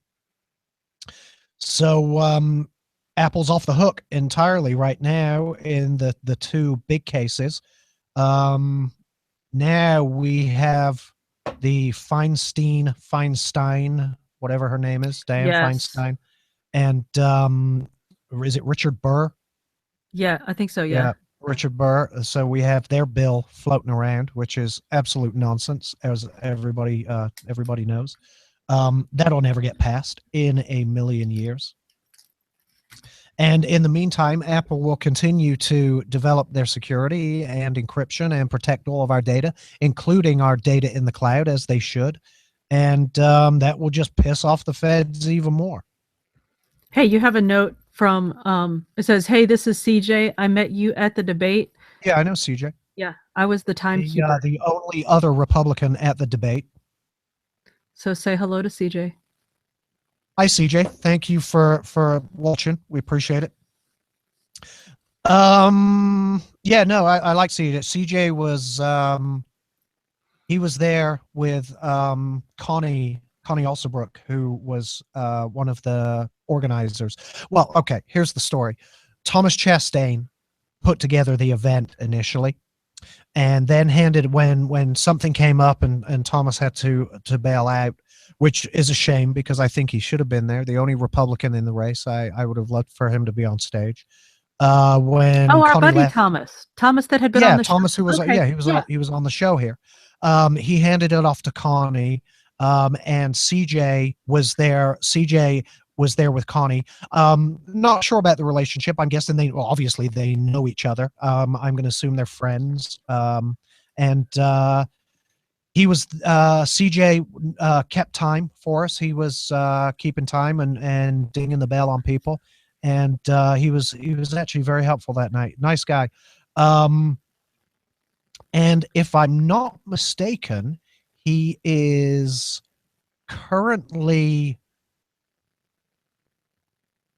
working to join the clergy in okay, some manner, I believe. Maybe he could comment and clarify that for me.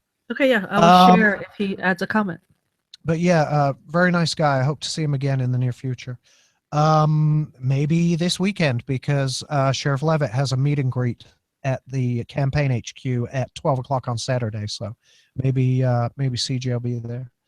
What we got here? Oh, all right. If you have a Spotify account, if you can at this point, by the way, go log in and change your username and password, because apparently login credentials for hundreds of Spotify accounts have reportedly been posted online, and many of those users have stated their accounts for the streaming service have already been breached. So if if you have Spotify and you haven't logged in, you need to first of all, go see if you can log in. If you can't, you need to reach out to Spotify and let them know and ask them to reset your passwords or something. Try to get you access to your account back. Now, this is a couple of days old, this report. Well, it's a day old, this report. So it's quite possible that Spotify have already locked down the offending accounts. But I should check mine, actually, because I have a Spotify login and I forgot all about it till now. So I need to go make sure that mine's good. So yeah, go deal with that if you have Spotify. We have a break, and when we get back, we'll find something else to complain about. All right, yeah, sounds good.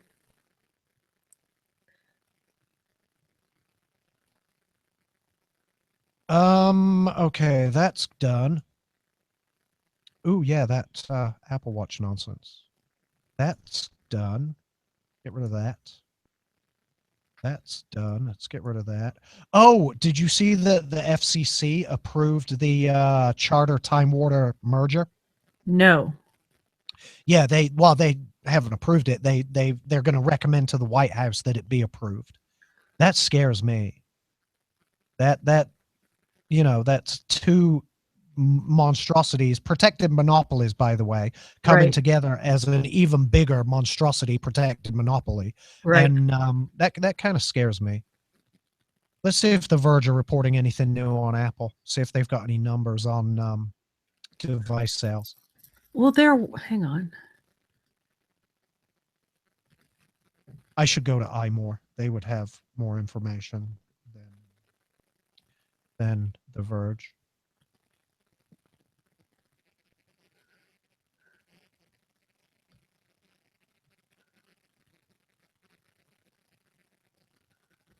Here, I have this article. Hang on.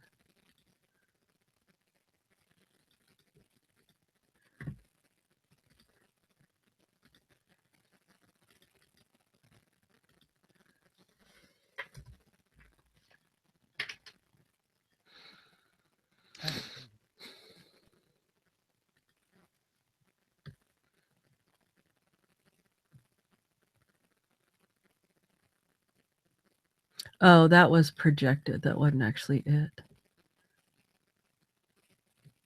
All right, so their Q2 2016 revenues, 65% from the iPhone, 9% from the iPad, 10% from the Mac. That has to be up.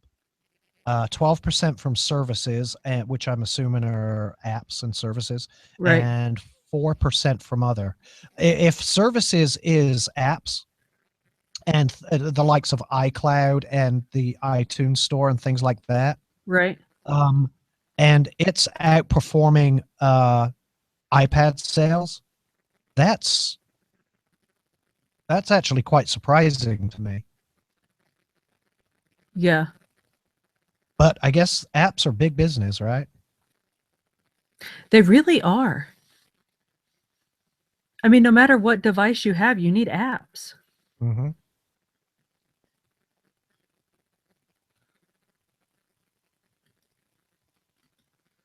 Now, I wonder if they met their guidance. I know their guidance was low for the Mhm. quarter.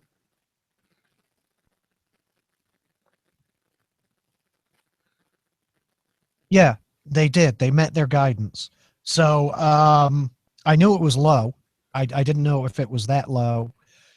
So yeah, they gave guidance for the quarter, said it was going to be a lot lower than before, but Wall Street will still react badly to this.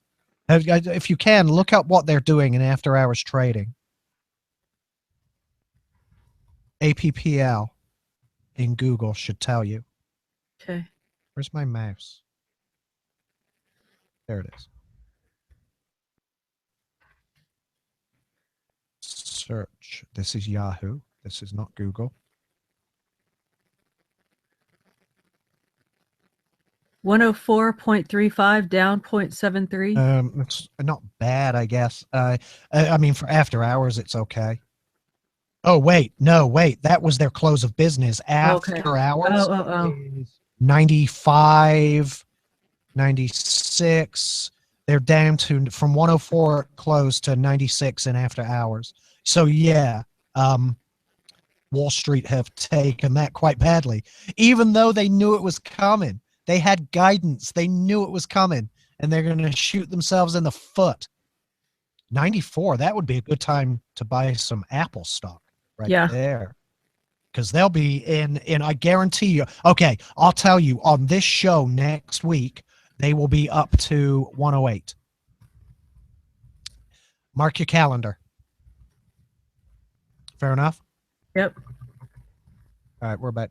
Wait, are we going back? What is your projection? 108 this time next week. All right, we're back. So we were looking at Apple stock during the break, and at close of business they were at 104, and in after hours trading they're down to 95.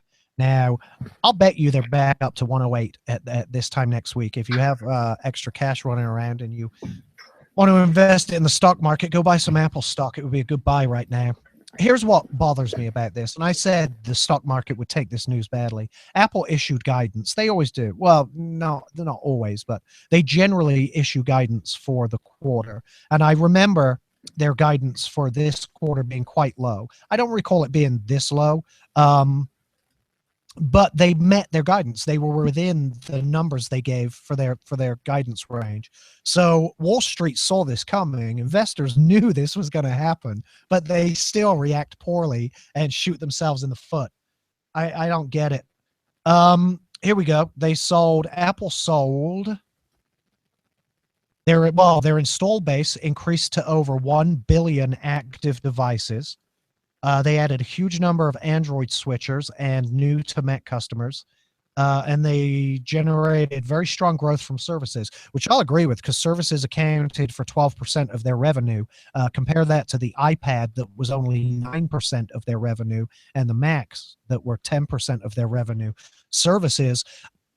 Now, I would really like to know if that includes applications also, but if it is purely just services, which would be iCloud, Music Match, Isn't there some kind of change with Apple Music too? Apple Music, yeah, they got up to 13 million paid subscribers. So I imagine that's probably included in services. But that's new, right? Didn't it used to not be a paid subscription, or you didn't have to pay for it, or something about that changed, didn't it? Well, it's Apple no? Music has only been around for what, 6 months now? Okay. Yeah. So, and this may be the first quarter of financial reporting that includes Apple Music, which may explain the jump in growth for services. Yeah, that's quite impressive. 12%. And if there was a free period at the beginning of Apple Music as well, I don't know what it was, or like if it was 3 months. 3 months free.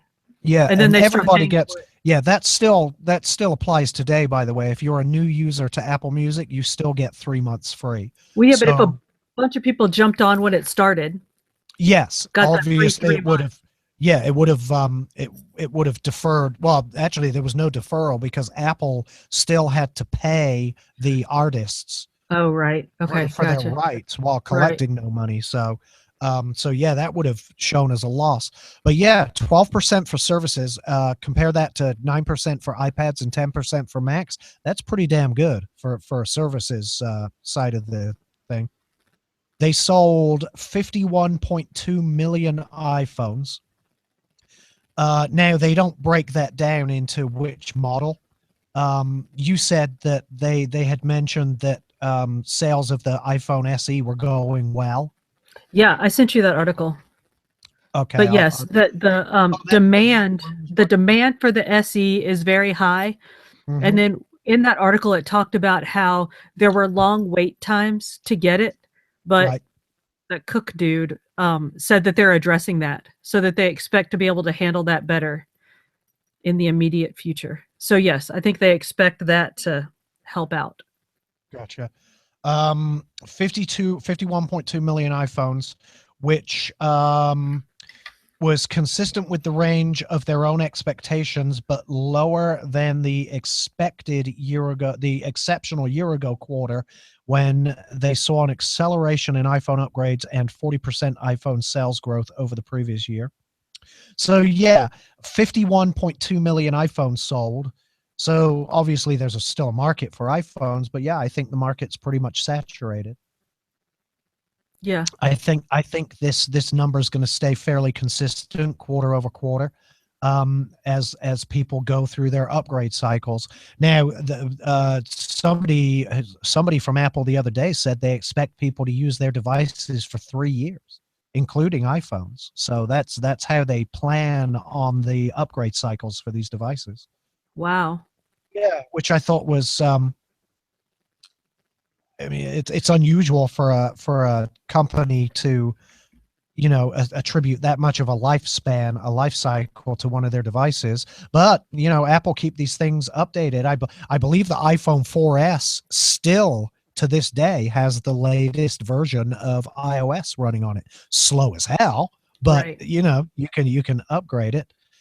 Um, Yeah, I think Military Mike might be here. mm, oh really? In the YouTube? Yeah, on the YouTube, yeah. He's not Okay, actually in the Hangout. gotcha. So yeah, services revenue jumped 20%.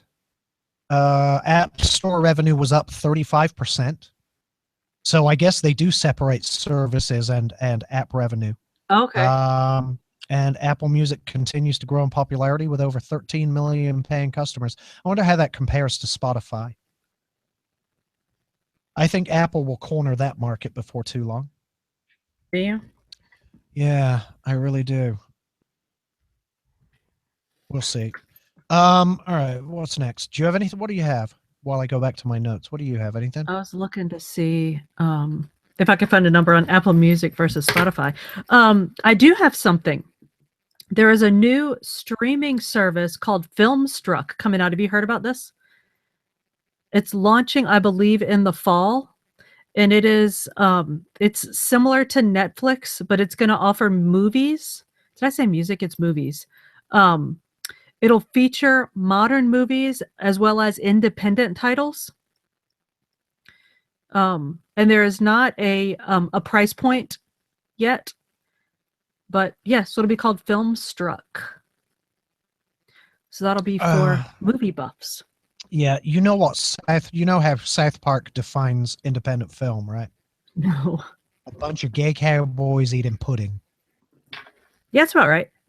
I mean, that's independent filmmaking for you. I guess there have been some good independent films.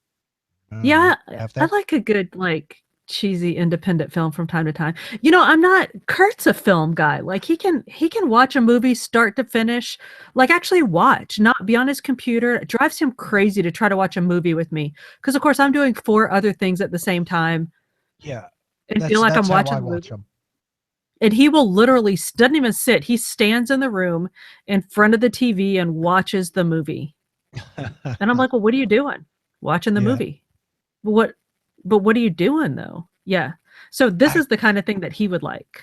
Yeah, I get distracted by so many things when I'm trying to watch a film, and I get distracted by my brain. Like there's so many things going on in my head. yeah. Like No, I'm with you. I'm right there with you. It's very difficult these days for me to sit there and watch a film from start to finish, or Yeah. even a TV show.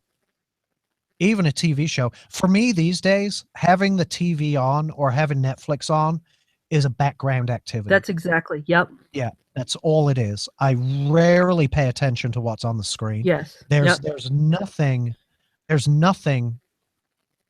even remotely of interest to me on television these days. Yep.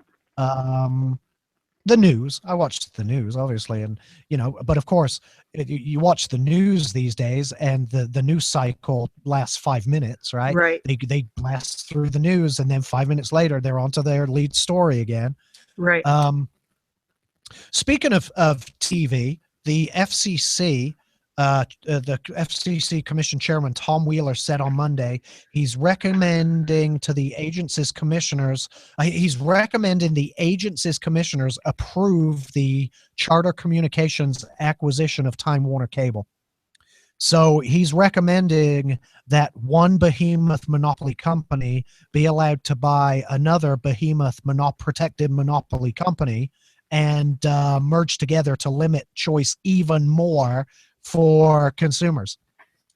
It really annoys me, man. These are government protected monopolies, and now they're going to limit choice even more, which will result in price increases. I don't know how they get away with it. Now, they are concerned about streaming rights. So the Justice Department said it's proposing a settlement that would restrict Charter's ability to make it harder for streaming services like Netflix and Hulu to get video content from the programmers. And Wheeler's proposing conditions that would bring high-speed internet to more homes. And I'm assuming we talked about this, his proposal to expand high-speed internet to more rural areas. Right. So they may put some conditions on it that are beneficial to some subscribers, but it won't benefit anybody in a metro region who will ultimately get hit with the cost burden of, the additional requirements. Let me ask you this. So some channels like Bravo, for instance, which I'm sure you don't watch because it's all like screaming housewives and stuff. Gay cowboys eating pudding? Yes, but trashy cowboys eating cheap pudding. So their shows aren't on like Hulu and Netflix and those. You have to go to their actual website and watch their shows. Or if you want to watch the old versions, you go on Amazon and buy it. Okay. What determines that versus the ones that are actually on Hulu and Netflix and all those? Well, people have to pay for it. Now, Hulu is owned by a consortium of companies. NBC is one of the owners. I believe Fox owns part of Hulu. Basically, it's large broadcasters that came together and they license their content to Hulu. Okay. Everything comes down to licensing rights and how much you're willing to pay.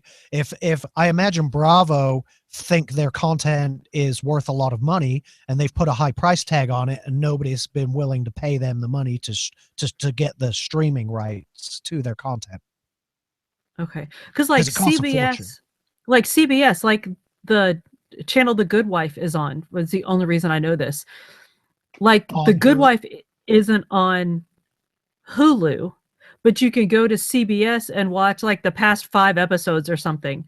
Oh yeah, now they can, obviously, if it's their content, they can choose, the individual content owner. Right. In the case of, who is it? Bravo, you said? This one is CBS, but yeah, Bravo does it as well. Yeah, Bravo and CBS, they can stream their own content. Right.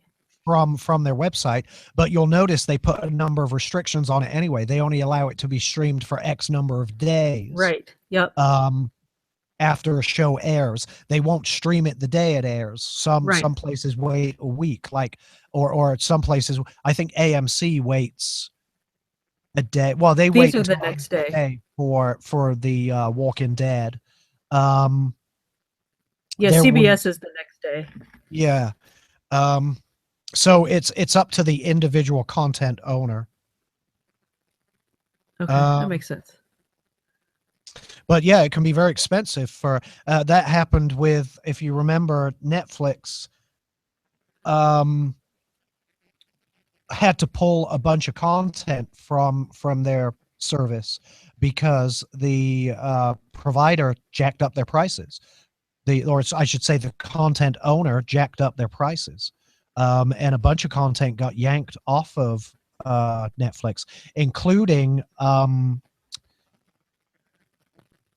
I believe FX content, because I used to watch The Shield on. Oh, okay. Yeah, I used to watch The Shield on Hulu, and that got yanked off. They lost 24 to Amazon because Amazon outbid them and became the sole streaming provider for 24, things like that. Oh, wow. Yeah, Hulu is made up of ABC, CW, Fox, and NBC. Those are the partners. It's a joint venture. Here we go. A joint venture of Disney, ABC, Fox Broadcasting, NBC Universal, which is Comcast. ABC is Disney. Fox is 21st Century Fox. Those are the partners for Hulu. So that's whose content you can access. Now, they may also license content from other people. I'm not sure if they do. They do. I'm sure they do. They have a bunch of stuff. But anyway, my whole objection to that is that cable companies are protected monopolies. They're government protected monopolies. Right. There is no consumer choice. Whatever region is whatever region you live in, the monopoly is granted to one company, and that's it. That's your only choice, that one company. It pisses me off. I thought Tom Wheeler was a smarter man than this. He blocked the merger between Sprint and T-Mobile because he knew it would create a much larger company that would limit choice. It would limit growth. Well, merging Charter and Time Warner creates a company far bigger than that merger ever would have created, and yet he's going to recommend that they do it. I have to assume because of the pot sweeteners, the expansion of broadband, high-speed internet to other new areas and things like that. I don't know. It annoys me. It really does. Sounds shady. It sounds like obviously there are other things going on. Listen, if there was no government intervention, if there was no government granted monopoly, I wouldn't care, right? I would say it's two private companies. They get to do what they want. But as long as regional governments grant monopolies to these people, I think the number one concern should be consumer protection.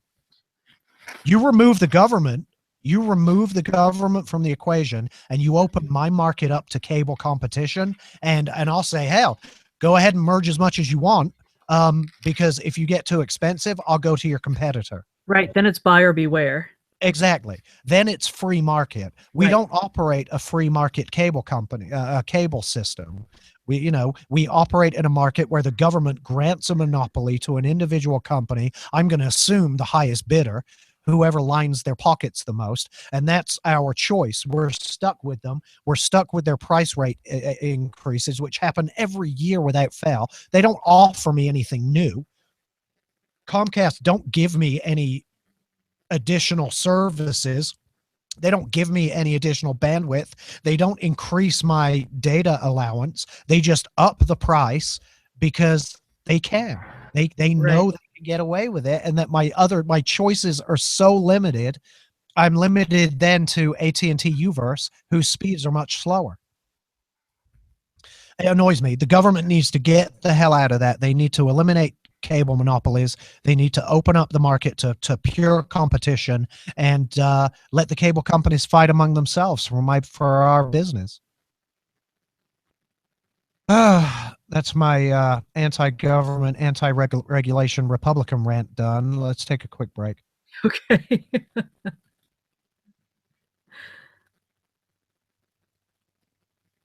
And I can't just blame, I can't say the Republicans are just as much to blame. The Republicans have held the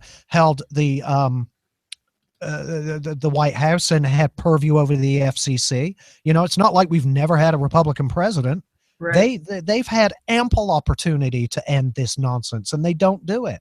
Why They don't they? allow it to continue because there's way too much money getting funneled into their pockets. Oh, right.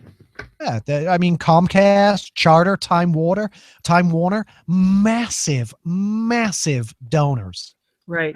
Big money. because it protects their monopoly status. Sickening is what it is. It's communism. Communism at its finest, alive and well in the United States. Oh, it's not communism. All right, so it's not communism, but it is bloody socialist. It's remarkably socialist. I mean, it's one step away from state control. Oh, we'll determine who you can provide service to, first of all. Then, now to the companies, by the way, because the government grants regional monopolies. So they determine who they can service. And then turn around and tell us, we'll determine who you can get your service from. I mean, that's a state-run monopoly. I'm sorry. They're private companies, but it is effectively a state-run monopoly. Sickens me that that's allowed to continue in this day and age. Yeah. But they have the money, not me. I have a watch that wakes you up by either vibrating, beeping, or shocking you.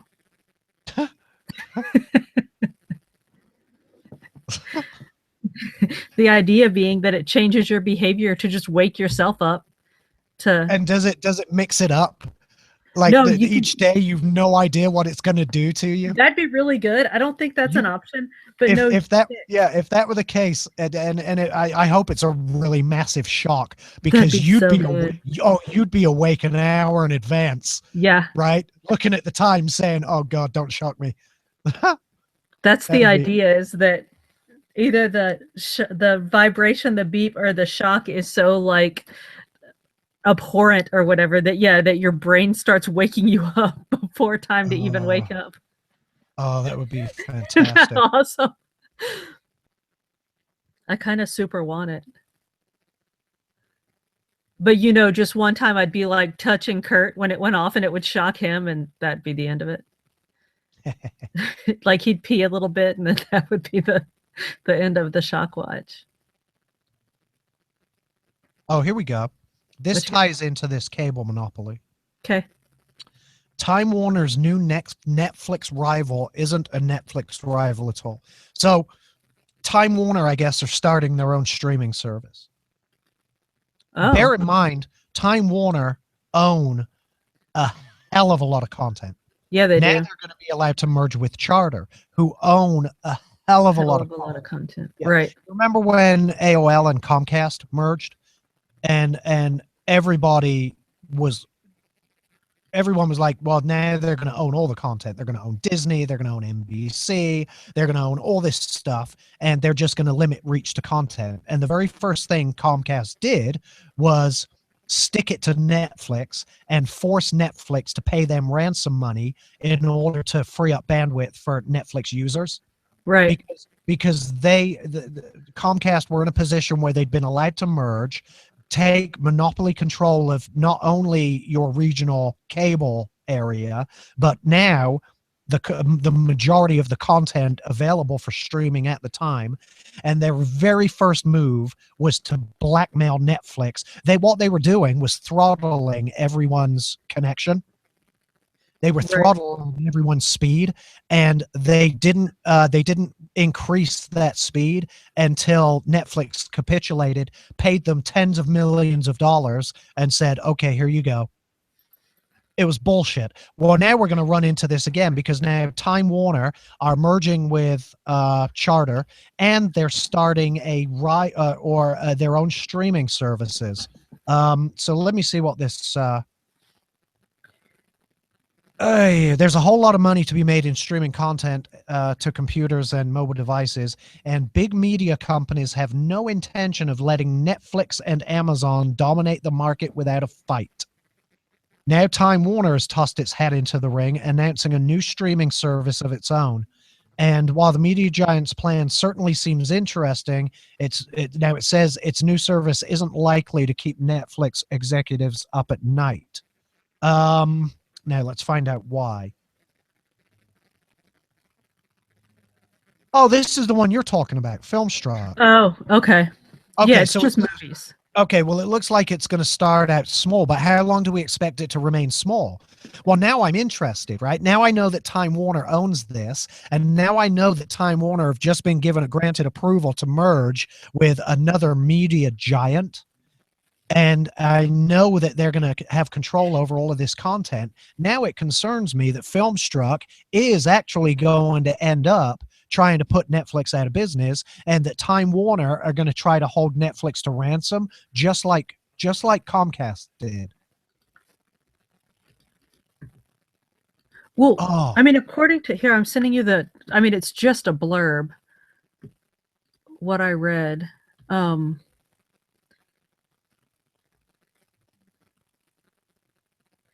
A collaboration between Time Warner subsidiary Turner Classic Movies and and the Criterion. Criterion. Yeah.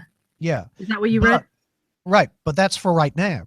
Think about all the other content that Time Warner owns. What if Time Warner have announced this and they're saying, we're just going to keep it small, just so it can pass FCC muster, or not the streaming service, but so the merger can pass FCC muster. Right. And they're establish a streaming service and then. Yeah. Now, don't think for a minute that Time Warner are a nice company. They're not. They're awful people. They're scumbags. Right. And I guarantee you their intention is to stick it to Netflix just like Comcast did. Guarantee it. And it may not happen overnight, obviously, but I bet you that's their ultimate goal. I have to print something. I'm going to mute you for a second. Okay. They're going to continue to add content to this service. And they're going to, I bet you they'll limit the bandwidth for Netflix streaming and Netflix customers. Then they'll tell Netflix, well, if you want your speeds increased, you're going to have to pay us just like you did Comcast. Oh, this really bothers me now. Oh, well. Well, again, there's nothing I'm glad I could bring something of attention, of interest to your attention. Yeah. I mean, like you said, not that we can do anything about it, but yeah, I mean, they have the money. They're the ones bribing politicians. Well, they are. Maybe it's not nefarious. Maybe they just want to, play a little dirty dozen. Of course, it's nefarious. Everything cable companies do is nefarious. Cats doing ballet is probably the best thing on the internet right now, it says here. It's valid. Oh, that's us.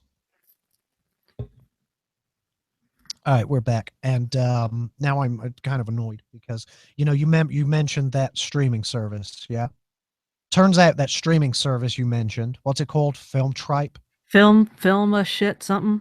Yeah, it's owned by Time Warner. Now, I didn't care about the story when you first said it because I thought, oh, okay, sounds like shit.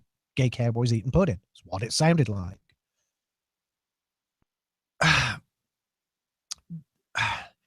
Remember back to when Comcast purchased AOL, or vice versa, and it was the merging of NBC and Disney.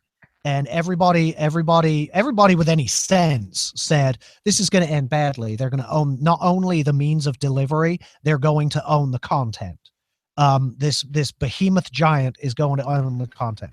And the FCC said, oh, no, nothing bad's going to happen. No, they can't do that. And the very first thing Comcast did was throttle the bandwidth for Netflix users and go to Netflix and blackmail them and tell them, if you want your viewers to have decent bandwidth and a decent experience, you're going to have to pay us money. And it was it was a lot of money.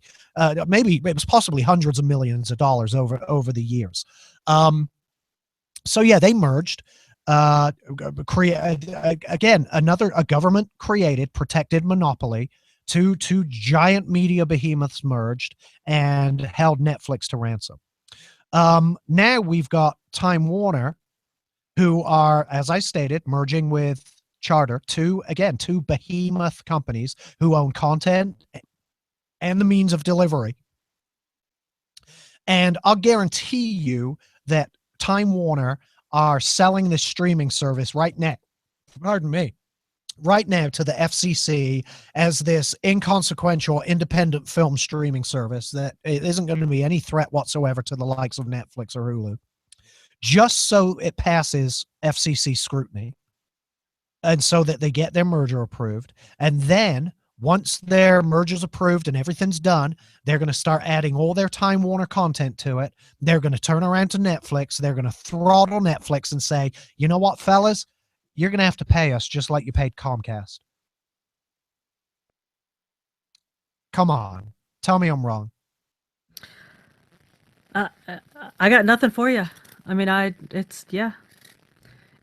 like I said before, it might not be nefarious. They might just, want to roll a little dirty dozen, little cool hand Luke from time to time. Okay. Didn't bother me when I thought it was just some, independent. You thought it was just some little girly ass story I brought that. Yep. Some independent film nonsense. Girls picking flowers stuff. Then you add in government shenanigans and big media. Yes. Tomfoolery. Monstrosities. They're awful people. Yes. Yeah. That has the potential to end very badly for Netflix and Amazon, for that matter, with Amazon Prime. You think? Yeah, but because now you've got, on one side you got Comcast, who owns half the content. You're gonna have Time Warner, who owns the other half of the content. There's no incentive there for them to even supply content to the likes of Netflix. Right. Kills me. Some news for the Apple Watch. I haven't talked about the watch for a while, which, by the way, is still great. Still tracking my health and helping me lose weight and whatnot. Apple released new developer guidelines last week. Yes, and the new guidelines say that any application from this point forward that's written for the Apple Watch has to be able to run independently of the iPhone. Right now, you have the option. It can be a headless app, basically run by itself on the watch, or it can be tethered to the phone and get its data from the phone. The ones that do that are remarkably slow because it transfers data over Bluetooth to the watch. The ones that are native to the watch themselves are a lot faster. So yeah, every app now submitted, and I hope it goes for updates to apps. Everything submitted from this point on will have to run independently on the watch, which I hope will make the watch a better experience, because right now it's slow and I don't do much on it because it's so slow. Yeah, I was going to ask you if you thought it was worth me getting one of those. Not yet. An Apple. Yeah, I wouldn't get this because they think the new one will be out soon. Okay. The Apple Watch version 2, they're speculating will be out shortly, so I would hold off for that. It'll probably have better battery life and be faster. So okay, I would hold off. Is it worth getting? Yeah, absolutely. I think they're remarkably useful for what they do. I just don't run. I try to avoid running. Like, I'm not going to sit here and I just got a notification from Instagram.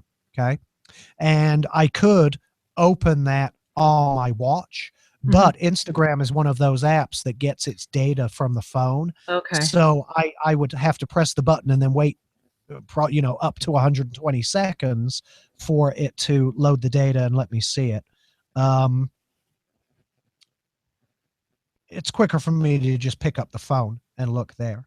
But for fitness tracking and for quick notifications and, using Siri while I'm driving the car, Siri on the watch talks to the phone as well, but it's perfect. I can lift up my watch and say, "Hey Siri, play, whoever, Michael Bublé or whatever," and it'll start playing it'll start playing over my car stereo. The nice thing about it though is I can be driving down the road with the windows open and the stereo turned up and get the watch right up to my face, and it still understands what I'm saying. So it's very useful for things like that. And they make them in rose gold. So you could get, I saw there was one with the pink band that I was pretty excited about. Yeah, if you did get one, you could get one in rose gold to match the phone that you have showing up tomorrow. So that's kind of cool. What else have we got? So I got a new screen protector for my phone. I can't remember what happened. Something happened to the last one, and I returned it back to Amazon, and I got this instead. And this is a edge-to-edge full screen glass, tempered glass screen protector. And man, I love this thing. I'm going to send you a link to it. They're like $7 or $8. I can't remember exactly how much. Went on with no hassle. As long as you clean your screen, make sure all the dust is off of it. But the key is lining it up perfectly. And then you line it up, you just lay it down on the current screen, and then you press in the middle of this tempered glass screen protector, and you watch it adhere to your screen. It's brilliant. Really? It just kind of sucks itself onto the glass, and you see it moving from the center out. It's brilliant. I love it.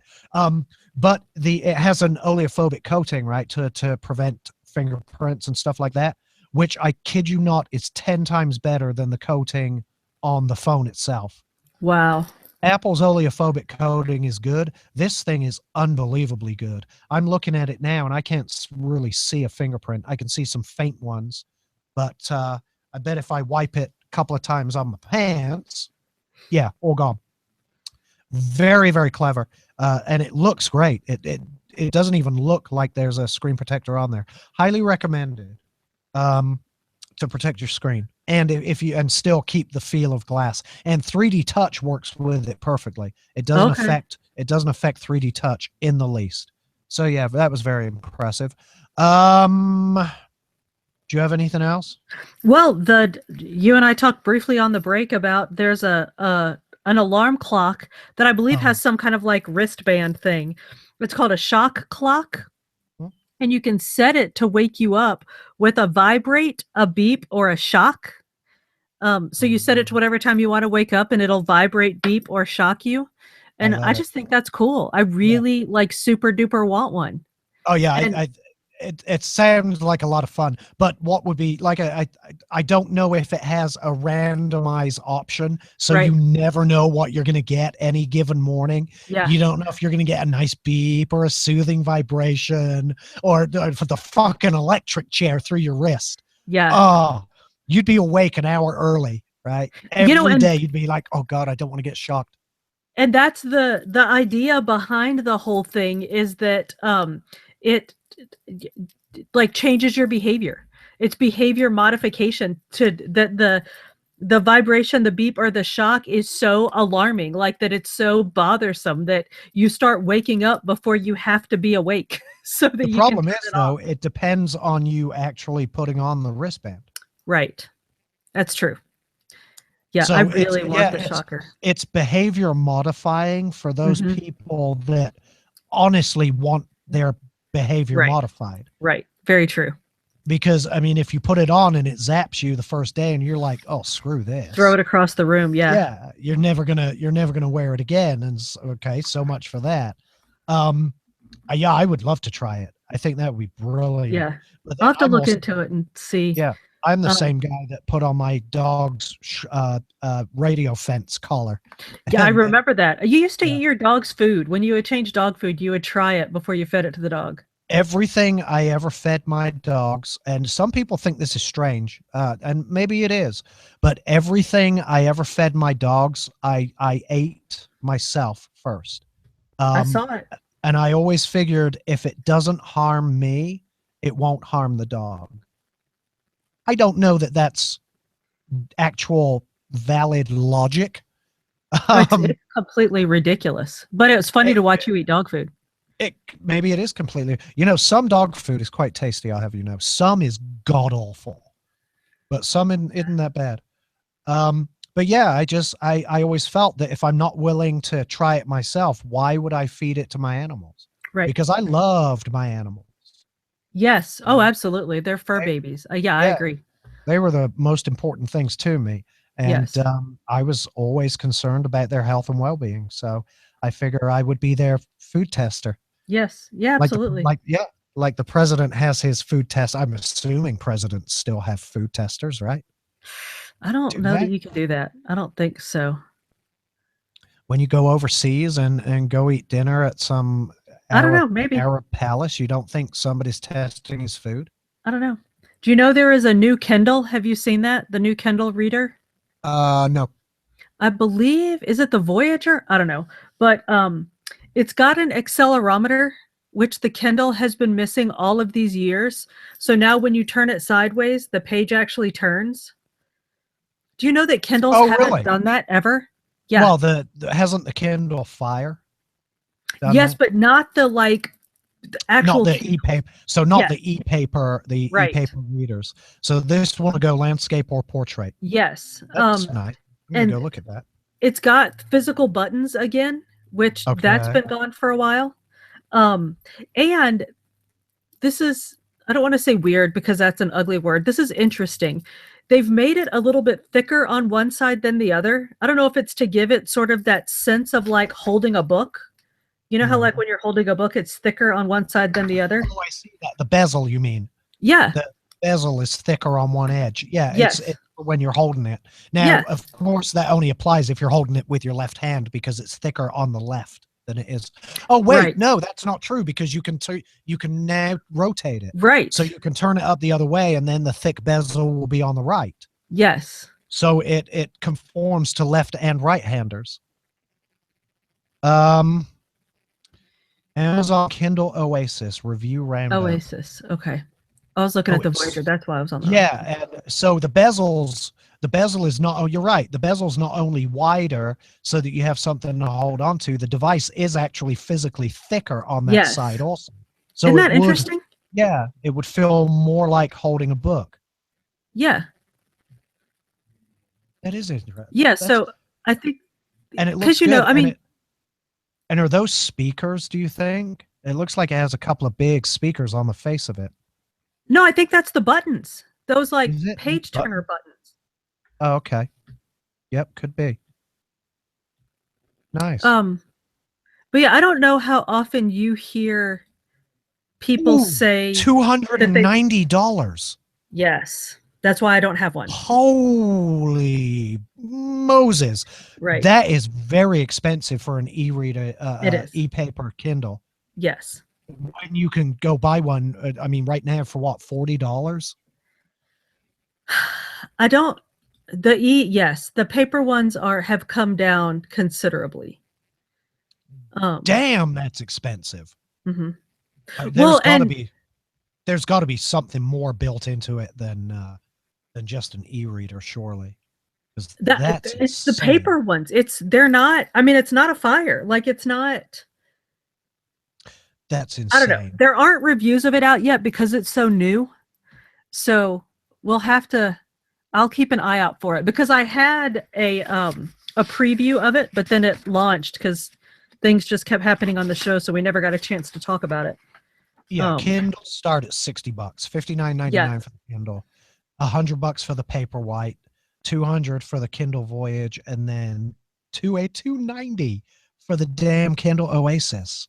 I'm gonna have to do some research Yeah. on this and find out Yes. what extra it brings to the table to Yes. justify that cost. Because, you know, I got to tell you, spend the 60 and buy the Kindle because they're fantastic. I have the base level Kindle, and it's Yeah, I mean, and I perfect. love that you can literally stick it in your pocket. Like Yeah, it's the small one is only a little bit bigger than our phones. yeah. I could never ever tell anybody to spend $300 on a e-paper Kindle. That is insane. All right, let's start wrapping this up. We're gonna finish Alrighty. half an hour early tonight. Cool. Because Yeah, that's all I got. I am literally out of stuff. Yeah, that was my last. I was kind of looking back to see what else I had missed. That's about it. I've got nothing. There's this thing about Talk Show, the new app that's a texting app, but lets people log in and watch while you're texting. That's a little bit creepy. No, that's awful. Yeah. That is awful. Yeah. How weird is that? People Yeah, can watch no. you texting your mates. Yeah, I don't know, no. nothing. Yeah. We Kinda talked. Well, strange. we actually didn't talk about the developments in Facebook, like that there are bots in Facebook Messenger now that can help you like order stuff. Mhm. Um, There that's was old something news else I though. meant to talk about with Facebook as well. Remember this for next week if you would.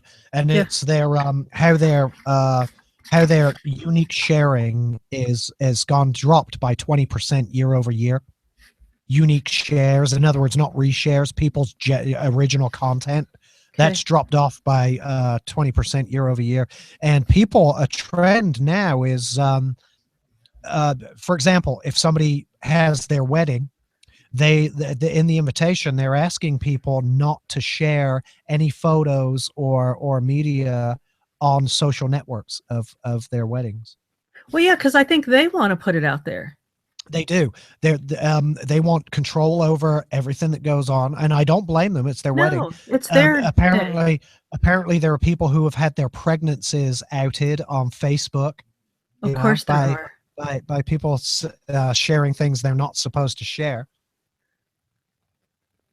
Yeah, I And had a friend. the story I read is that privacy is ultimately going to become Netflix's biggest concern and their biggest problem. Yeah, I had a friend who was looking a little chubby on Facebook, but like nobody had said that she was. And then somebody in a comment said, "Oh, I can't wait to be an auntie or something." And it's like, "Whoa, did she just say you're pregnant?" You know what I mean? Like a comment like that was like, "Oh, I bet now we know."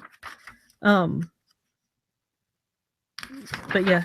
Okay, so that's for next week, or did you just tell your whole thing? Yeah, maybe I probably just went over the whole thing right there and then. Yeah, we're gonna call it quits. Thank you everyone for listening. Thank you everybody for watching. We appreciate it. Danny, thank you so much for coming on again and co-hosting and making it a decent show. Because if it was me by myself, God knows it would be awful. We've been messing things up together for years. Yeah. DJ Scotty and the Fun Crew tomorrow at 7. Military Mike tomorrow at 7 p.m. Not sure what Mike has on tap for tomorrow. Listen, actually, you know what? Tune into the morning show and he'll tell you himself. Jacob, the guru from Tulsa, will have the Rough Edge on Thursday nights is that at 7 as well? Because he's in a different time zone. Is that 7 Eastern? We'll say 7 Eastern. 7, yeah. We'll say 7 Eastern. If not, show up and wait for him. Okay. And other than that, we're done. Thank you very much, everybody. We'll talk to you next week. That's it. Tech Talk out. All right. All right. YouTube. Where's my mouse? There it is.